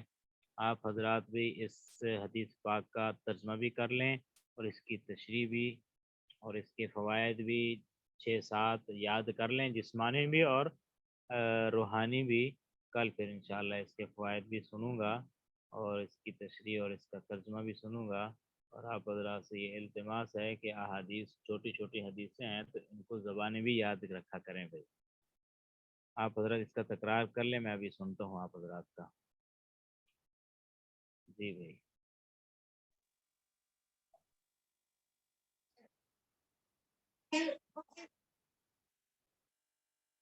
السواک مطہرۃ للفم ومرضات للرب۔ جی السواک شاباش۔ دانت صاف کرنے والی لکڑی کو کہتے ہیں السواک، اور مطہرۃ اس سالے کو جس سے صفائی کی جاتی ہے، للفم فم منہ کو کہتے ہیں، ومرضات خوشنودی حاصل کرنے کی جگہ، رضا کو حاصل کرنے کی جگہ، مرزا اس کو مرزا کہتے ہیں، للرب رب کو کہتے ہیں۔ السواک مطہرۃ للفم ومرضات للرب، مسواک منہ کی پاکیزگی کا سبب ہے اور رب کی رضا کا سبب ہے۔ مسواک کے بارے میں 40 سے زیادہ احادیث ہیں جس سے مسواک کی فضیلت معلوم ہوتی ہے، اور اس کے جسمانی بھی فضائل ہیں اور روحانی بھی۔ جسمانی فضائل کہ جو مسواک کرتا ہے یہ مسواک بلغم کو دور کرتی ہے، سر کے درد کو ختم کرتی ہے، نظر کو تیز کرتی ہے، معدہ درست ہوتا ہے، حافظہ کو تیز کرتی ہے، اور اسی طرح کھانا جلدی ہضم ہوتا ہے، بڑھاپا دیر سے آتا ہے۔ اور روحانی فضائل میں یہ ہے کہ سب سے بڑی فضیلت کہ موت کے بعد کلمہ نصیب ہوتا ہے، اور مسواک وہ نماز مسواک کر کے پڑھی جاتی ہے وہ نماز 70 گنا اس کا اجر بڑھ جاتا ہے اس نماز سے جو بغیر مسواک کر کے پڑھی جاتی ہے۔ السواک مطہرۃ للفم ومرضات للرب، مسواک منہ کی پاکیزگی کا سبب ہے اور اللہ کی رضا کا سبب ہے، رب کی رضا کا سبب ہے۔ استاد جی یہ آپ نے وہ للفمی کی تشریح بتائی تھی، اس میں وہ فو اور افوا، فو کی جمع افوا، اس کا تھوڑا سا بتا دیں۔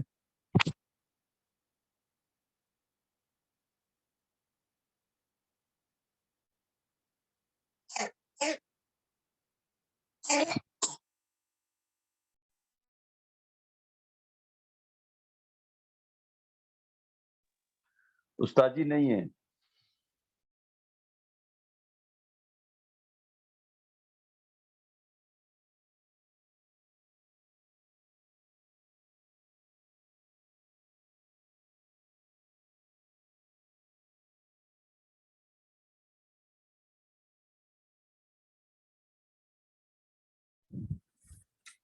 السلام علیکم۔ اگر کسی ساتھی کو معلوم ہے آج مولانا اشل صاحب کے بارے میں ہے کچھ ان کی ترتیب آج کلاس کی یا کیا صورتحال ہے؟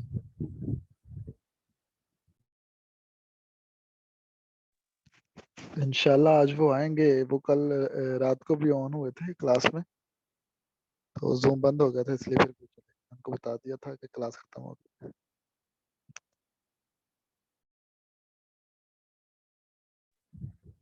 جی بہتر ہے۔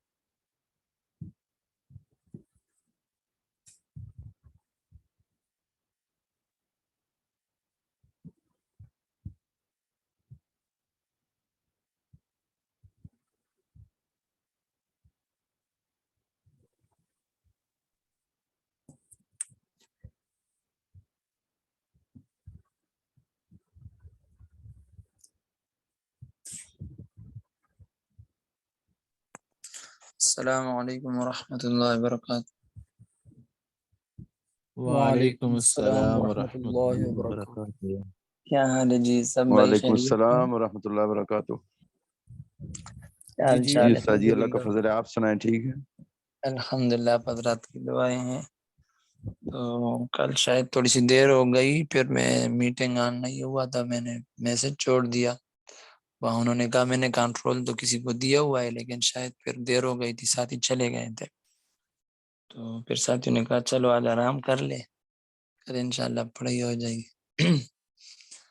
اچھا جی، تو کیا پڑھ لیا تھا؟ کوئی سبق کی طرف آ جاتے ہیں.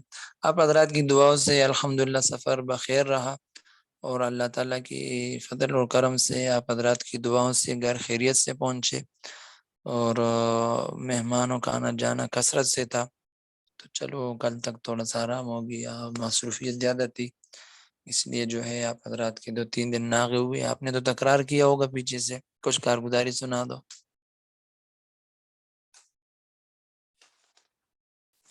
آپ حضرات نے کیا کیا؟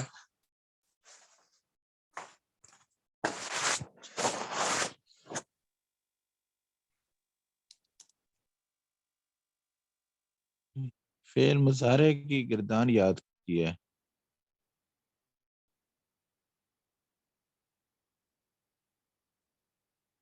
ماشاءاللہ فعل مضارع میں پہنچ گئے. کیونکہ آگے فعل مضارع آنا تھا نا، تو ہم نے کہا اس کا مطالعہ کر لیتے ہیں. اچھا اچھا، تو ماضی کے اندر بھی تو اقسام موجود ہے نا، اس کا مشق نہیں کیا. مضارع میں تو کافی وقت باقی ہے ابھی. جی جی اس کا بھی کیا ہے. اچھا جی، کتاب والا کیا کہتا ہے؟ جہاں تک پڑھ لیا تو تھوڑا سا سبق بھی سنا دے، پھر کتاب سے پڑھ لیں.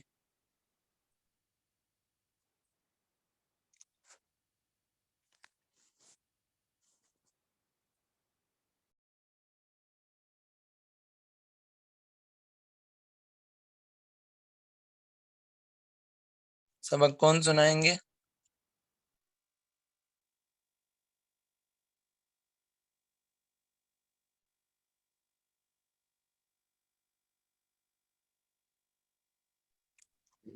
آواز آ رہی ہے میری؟ جی استاد جی آواز آ رہی ہے آپ کی. جی، سبق کون سنائیں گے؟ کہاں تک پڑھ لیا تو تھوڑا وہ بتا دیں تاکہ یہ- پڑھ لیں.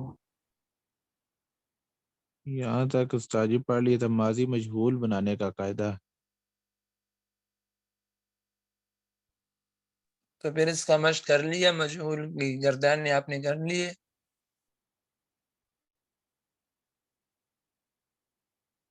اس کا وہی جو پڑھا تھا، اس کے بعد تو یہاں پہ تکرار نہیں ہوا کلاس میں. بس یہی بتایا گیا کہ استاد جی چھٹی پہ ہیں، پھر ہم نے بھی چھٹی کر لی ہے. ماضی معروف کے صیغہ واحد مذکر غائب کے آخری حرف کو اس کی حالت پر چھوڑ دو اور آخر کے پاس والے حرف کو زیر دے دو. اگر زیر نہ ہو اور باقی جتنے حرکت والے حرف ہوں، خواہ ایک یا دو، سب کو پیش دے دو. ماضی مجہول کا صیغہ واحد مذکر غائب بن جائے گا، جیسا کہ ضربہ سے ضریبہ، سمیع سے سمیع، اکرمہ سے اکرمہ، اس طرح وغیرہ. جی، تو کسی بھائی کو کوئی سوال ہے اس سے متعلق؟ پیچھے جو سبق گزرا ہے کتاب میں یا ابھی جو چل رہا ہے، جو قاعدہ پڑھ لیا، کسی قسم کا سوال ہو؟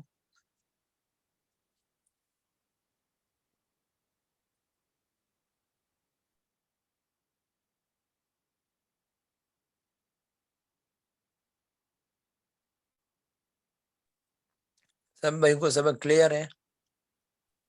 انشاءاللہ استاد جی آگے جی چلیں چلے انشاءاللہ. آگے، آگے چلیں.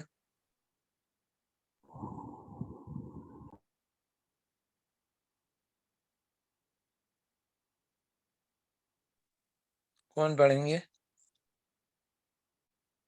آگے سوالات آگے ہیں. نظم نظم کے بعد سوالات آ گئے ہیں۔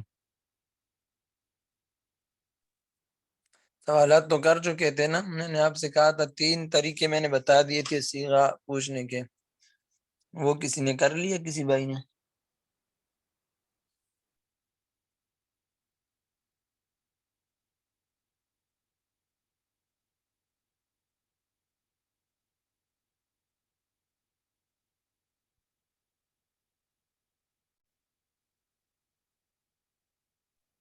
ہاں جی، کچھ جواب نہیں آ رہا، کیا حال ہے؟ میری آواز آ رہی ہے یا نہیں آ رہی؟ جی جی بات آواز آ رہی ہے آپ استاد۔ کی۔ آواز آ رہی ہے استاد جی؟ جی میں یہ پوچھ رہا ہوں کہ میں نے صیغہ پوچھنے کے 3 طریقے بتائے تھے۔ ایک تو پہلا سوال میرا یہ ہے کہ وہ تینوں طریقے سب بھائیوں کو سمجھ بھی آ گئی تھی صیغہ کیسے پوچھنا ہے یا نہیں؟ استاد جی تھوڑا سا اس کو ہم دہرا لیتے ہیں 2-3 منٹ کے اندر، پھر آگے پڑھ لیتے ہیں۔ جی بالکل، کسی بھائی کو آتا ہو تو بتا دیتا کہ سب کی ریپیٹ ہو جائے۔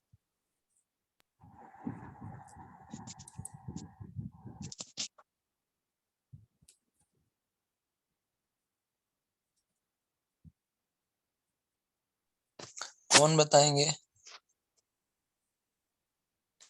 یا میں ہی بتا دوں؟ بہتر ہے۔ آپ ہی بتا دیں مولانا۔ جی ٹھیک ہے۔ اچھا، پہلا طریقہ ہم نے یہ بتایا تھا کہ صیغہ پوچھنے کا پہلا طریقہ یہ ہے کہ ایک ساتھی عربی کا صیغہ پوچھے، جیسے ادھر لکھا ہوا ہے کتاب میں، کتبہ، منع، اجتنبہ، علمہ، ترکہ، یہ تو نے واحد مذکر غائب کے صیغے لکھے ہوئے ہیں۔ تو یہ جو مزید فی کہ انہوں نے اجتنبہ لکھا، یہ جہاں پر کتاب میں آ جائے اس کو چھوڑ ہی دو، اس کو آپ نے چھیڑنا نہیں ہے کیونکہ یہ مزید فی کا ہے۔ تو پہلا طریقہ یہ ہے کہ عربی میں صیغہ انہوں نے پوچھ لیا جیسے کتبہ، تو اب سننے والا جس سے صیغہ پوچھ رہے تو وہ کہے گا کتبہ، اس سے ایک مرد نے لکھا گزرے ہوئے زمانے میں، پھر پوری بحث بتائے گا، صیغہ واحد مذکر غائب، بحث فعل ماضی مطلق مثبت معروف۔ تو پہلا طریقہ یہ ہے کہ پوچھنے والا عربی پوچھے، عربی کا لفظ، اور وہ اس کا ترجمہ اور بحث بتا دے، ٹھیک ہے؟ پہلے ترجمہ بتائے گا کتبہ، تو اب یہ تو سوال کرنے والے نے پوچھا کتبہ، جواب والا کیا کہتا ہے؟ اس سے ایک مرد نے لکھا گزرے ہوئے زمانے میں، صیغہ واحد مذکر غائب، بحث فعل ماضی مطلق مثبت معروف۔ یہ پہلا طریقہ ہو گیا۔ دوسرا طریقہ یہ ہے کہ صیغہ پوچھنے والا اردو میں پوچھے، جیسے انہوں نے اس کا ترجمہ لکھا ہے، اسی ترتیب آپ کو ذہن میں بٹھانے کے لیے میں اسی کی طرف آپ کو بتا رہا ہوں۔ دوسرا طریقہ مثال کے طور پر پوچھنے والے نے پوچھا، اس سے ایک مرد نے لکھا یا ان سب مردوں نے لکھا، تو اب یہ اردو اس نے بول دی، تو صیغہ بتانے والا کہے گا کتبو، کیا کہے گا؟ عربی کا صیغہ وہ بول دے گا کتبو، کتبو، جی۔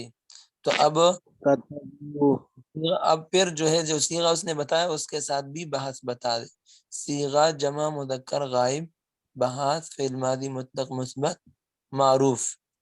پھر آگے جب آپ ابواب پڑھیں گے اس کے ساتھ جو ہے ابواب بھی بتائیں گے، نصر سے ہو معروف، اسباب نصر ینصر ہو، اگر صیغہ بتا دی سمع سے ہو، کتب سے ہو، ضرب سے ہو، پھر اس کے ساتھ اس کا باب بھی بتائیں گے۔ لیکن ابھی فی الحال تو ہمارا میزان چل رہا ہے، فا عین اور لام کا میزان چل رہا ہے۔ جب یہ پورے صیغے یعنی ماضی کے معروف مجہول، منفی معروف منفی مجہول، پھر مضارع، پھر امر نہیں، اس میں فاعل، اس میں مفعول، ظرف، اعلی مکان، زمان، یہ ساری چیزیں گزر جائے، یہ صرف کبیر پورا ہو جائے گا، اس کے بعد آپ کو ابواب بھی سمجھا دیں گے اور ابواب کے مشق بھی آپ کریں گے، ٹھیک ہے؟ تو دوسرا طریقہ آپ کا یہ ہوا کہ اردو میں پوچھا اور عربی، اور پھر اس کی بحث بتا دی۔ تیسرا طریقہ صیغہ پوچھنے کا یہ ہے کہ پوچھنے والا بحث پوچھے، صیغہ جمع مذکر غائب، بحث فعل ماضی مطلق منفی مجہول۔ اب یہ آپ نے اس کی زبان سے نکلنے والے الفاظ کو نوٹ کرنا ہے۔ اس نے کہا صیغہ جمع مذکر، آپ نے فوری پکڑنا ہے کہ اس کی زبان سے نکلا مذکر، تو ہم نے مذکر کے صیغے بولنے ہیں۔ پھر مذکر میں کون سا، حاضر اور غائب دونوں ہے، وہ کہتے ہیں جمع مذکر غائب، آپ فوری پکڑ لو کہ اس نے غائب کا پوچھنا۔ بحث فعل ماضی مطلق، تو مطلق کو پکڑ لو ذہن میں، اس کو سنو توجہ سے کہ اس نے مطلق بولا یعنی کوئی قید نہیں، مثبت بولا تو منفی نہیں ہے، معروف بولا تو مجہول نہیں ہے، مجہول بولا تو معروف نہیں ہے۔ اب میں جو صیغہ پوچھ رہا ہوں آپ اس کو نوٹ کر لیں، میں پوچھتا ہوں ایک صیغہ آپ بتائیں۔ صیغہ جمع مذکر غائب بحث فعل ماضی مطلق منفی مجہول، کون سا صیغہ پوچھا میں نے؟ عربی میں بولو۔ خطبہ مصدر منفی مجہول، جی، خطبہ مصدر سے کیا بنے گا؟ جمع فعیلہ، ٹھیک ہے، فعل سے ما فعلہ، جی یہ چیز ہے۔ منفی ہے تو منفی یہ بولنا دوبارہ ہے، سمجھیں، جی یہ سوال آپ دوبارہ بتائیں، دو سوال اور اس کا جواب۔ جی پھر سمجھو۔ تیسرا طریقہ یہ ہے کہ صیغہ پوچھنے والا اس صیغے کی بحث بتائے تو صیغے کا جواب دینے والا اس بحث کو اس کی زبان سے توجہ سے سنے گا اور اس میں ایک ایک لفظ جو اس کی زبان سے نکلتا ہے اس کو نوٹ کرے اس نے کیا کہا، تو پھر اس کی جواب عربی میں دیں گے۔ مثال کے طور پر میں صیغہ پوچھ رہا ہوں، صیغہ واحد یا صیغہ تثنیہ مذکر غائب، اب میں نے بولا تثنیہ تو آپ نوٹ کریں کہ صیغہ تو ہے ہی تثنیہ کا، پھر میں مؤنث بھی بول سکتا ہوں مذکر، تو میں نے کہا تثنیہ مذکر تو آپ نے پکڑ لیا صیغہ کہ ہے تو مذکر کا، اب اس میں حاضر بھی ہے غائب بھی ہے، تو میں نے کہا صیغہ تثنیہ مذکر حاضر یا غائب، تو میں نے کہا غائب۔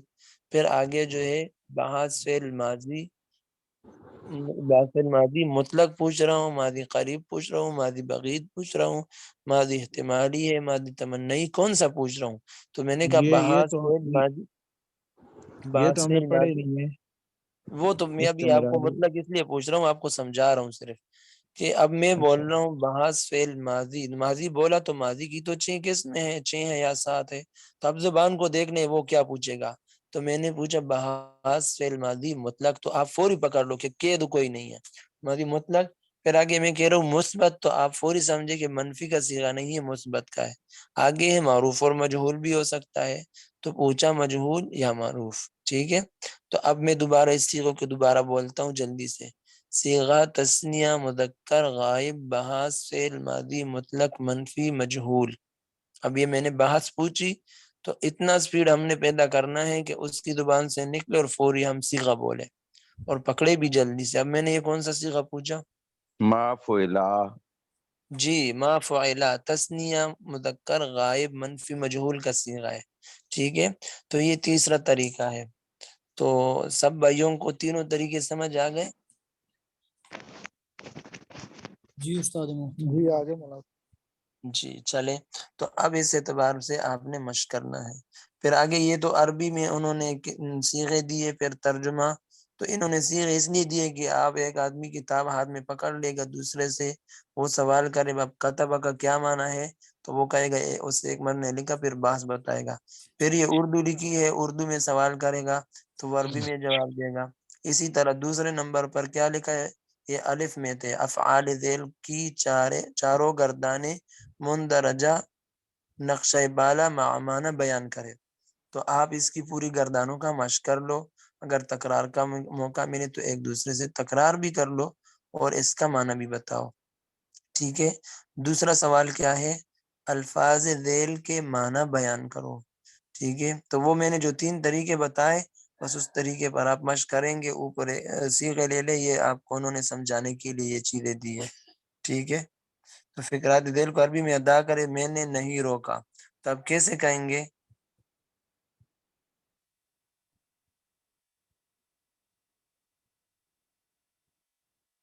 سب سے پہلے ہم یہ دیکھیں گے کہ روکنے کی عربی کیا ہے؟ جی روکنے کی سب سے پہلے آپ نے یہ دیکھنا ہے مصدر کیا ہے، جی بالکل زبردست ماشاءاللہ، اور کیا جب ہم کرنا ہے؟ جی پھر ہم دیکھیں گے یہ اس میں کون سا بحث کون سی ہے، جی بالکل، پھر بحث میں یہ نہیں آ گیا، نہیں منفی، اس میں ما یعنی مجہول آ گیا، پہلے تو ماں منفی کا آ گیا نا، میں نے نہیں آ گیا تو ماں لگ گیا، جی جی اور ما نہیں روکا، روکا میں نے ما نہیں روکا تو یہ معروف ما ہے یا مجہول ہے؟ یہ مجہول ہے نا، کیونکہ نہیں آ گیا. نہیں، منفی اور مثبت کی بات معروف ہے، معروف مجہول تو الگ بات ہے جی. فاعل ما معلوم ہے منا نا، میں نے نہیں. ما ما منا تم آئے گا. ما منع میں نے نہیں روکا. معروف ہے.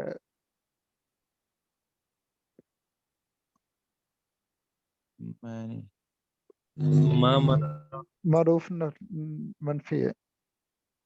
میں نے دیکھو فعل پتہ ہے منفی نا. کے مقابلے، ایک منٹ میری سنیں، منفی کے مقابلے میں معروف مجہول کی بات نہیں ہوتی. منفی میں مقابلے میں مثبت ہوتا ہے، معروف کے مقابلے میں مجہول ہوتا ہے.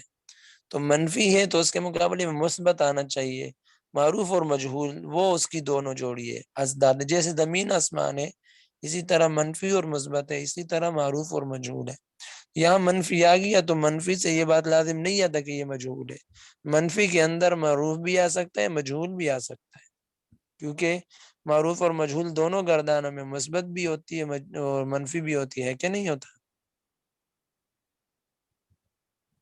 بالکل ایسے ہی ہے. جی تو اب یہ ما آ گیا تو یہ منفی ہے. اب میں نے نہیں روکا تو میں تو فاعل معلوم ہے نا. آپ نے اصطلاحات میں پڑھا جو فاعل معلوم ہو معروف اس فعل کو کہتے ہیں، جس کا معلوم نہ معروف ہو کہتے ہیں. مجہول ہے. اب میں تو معلوم ہوں نا، میں خود بات کر رہا ہوں میں نے نہیں روکا تو فاعل تو معلوم ہے، تو یہ مجہول ہے یا معروف ہو گیا. معروف ہو گیا. جی تو اب اس کا کیا بنے گا. ما منا تو جی ما منع تو. اب یہ ہے کہ اب منعتو کے اندر مذکر اور مؤنث دونوں کی بات ہے. تو اگر یہ میں نے نہیں روکا تو ہم ترجمے میں صرف سمجھنے کے لیے میں ایک مرد یا عورت نے نہیں روکا، یہ جو انہوں نے لکھا ہے نا میں نے نہیں روکا، تو اس میں مرد اور عورت دونوں آ گئی. لیکن وہ تو یہ نہیں کہتا نا. اب کوئی مرد بات کرتا ہے، میں کہتا ہوں میں نے نہیں کیا، تو مجھے یہ بات کہنے کی ضرورت ہی نہیں ہے میں ایک مرد نے، کیونکہ جو سامنے دیکھ رہا ان کو پتہ ہے کہ جو ہے مرد ہے. عورت بات کر رہی ہے تو سامنے والوں کو پتہ ہے کہ عورت بات کر رہی ہے. لیکن مشق کے لیے ہم یہ کرتے ہیں. ٹھیک ہے، میں ایک مرد یا عورت نے نہیں روکا. ٹھیک ہوگا اب یہ طریقہ. جی جی اب اس کو دیکھتے ہیں. میں نے روکا، صرف اس کو دیکھتے ہیں. جی میں نے روکا تو کیا ہوگا. روکنا کی عربی ہے منع. یہ جی تو میں نے روکا منع تو وہ ہوگا صرف. جی جی منع تو ہوگا کیونکہ منفی ہٹ گئی نا. اب اسی کا مجہول بنا دو. ایک ایک کے اندر آپ بہت سارا مشق کرتے ہو. میں نہیں روکا گیا، میں نہیں روکا گیا کیا ہوگا، اور میں روکا گیا مثبت بھی بنا دو.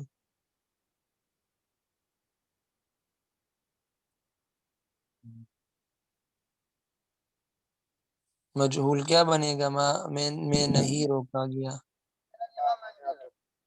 ما منے تو ما منع اور میں روکا گیا. منع تو جی یہ طریقہ ہے. ایک ہی لفظ کے اندر پوری طرح سے مشق آپ کر سکتے ہو. دیکھو اب کتبہ اوپر لکھا ہے تو کتبہ کے ساتھ ما کتبہ اور کتبہ ما کتبہ، ایک صیغے کے اندر چاروں صورتیں بناتے جاؤ. انہوں نے معروف دیے تو آپ اس کی مجہول بناؤ، مثبت دیے تو اس کی منفی بناؤ، منفی دیے تو اس کی مثبت بناؤ. یہ ہے. آگے کیا کہتے ہیں، سمجھ آ گئی اتنی بات ہے. ہاں جی آ گئی. جی ان آگے دو چلو. مردوں نے روکا. جی منع منع منع منع دو کہا گیا. منع ان دو مردوں نے روکا. جی تو آپ نے اگر گردان کرنا بھی ہے تو ذہن میں کرنا ہے، واضح زبان سے وہ لفظ نکالنے ہیں جو پوچھا گیا. اس لیے ذہن میں گردان کر کے آپ نے وہ صیغے پہ پہنچ کے اس کا جواب دینا ہے. اور پھر ایک وقت ایسا آ جائے گا تمہیں گردان کرنے کی ضرورت نہیں ہوگی، انشاءاللہ جلدی سے آپ بتا سکو گے. جی تو ان دو مردوں نے روکا کیا ہوگا. منع جی منع. اور وہ دو روکے گئے پھر کیا بنے گا.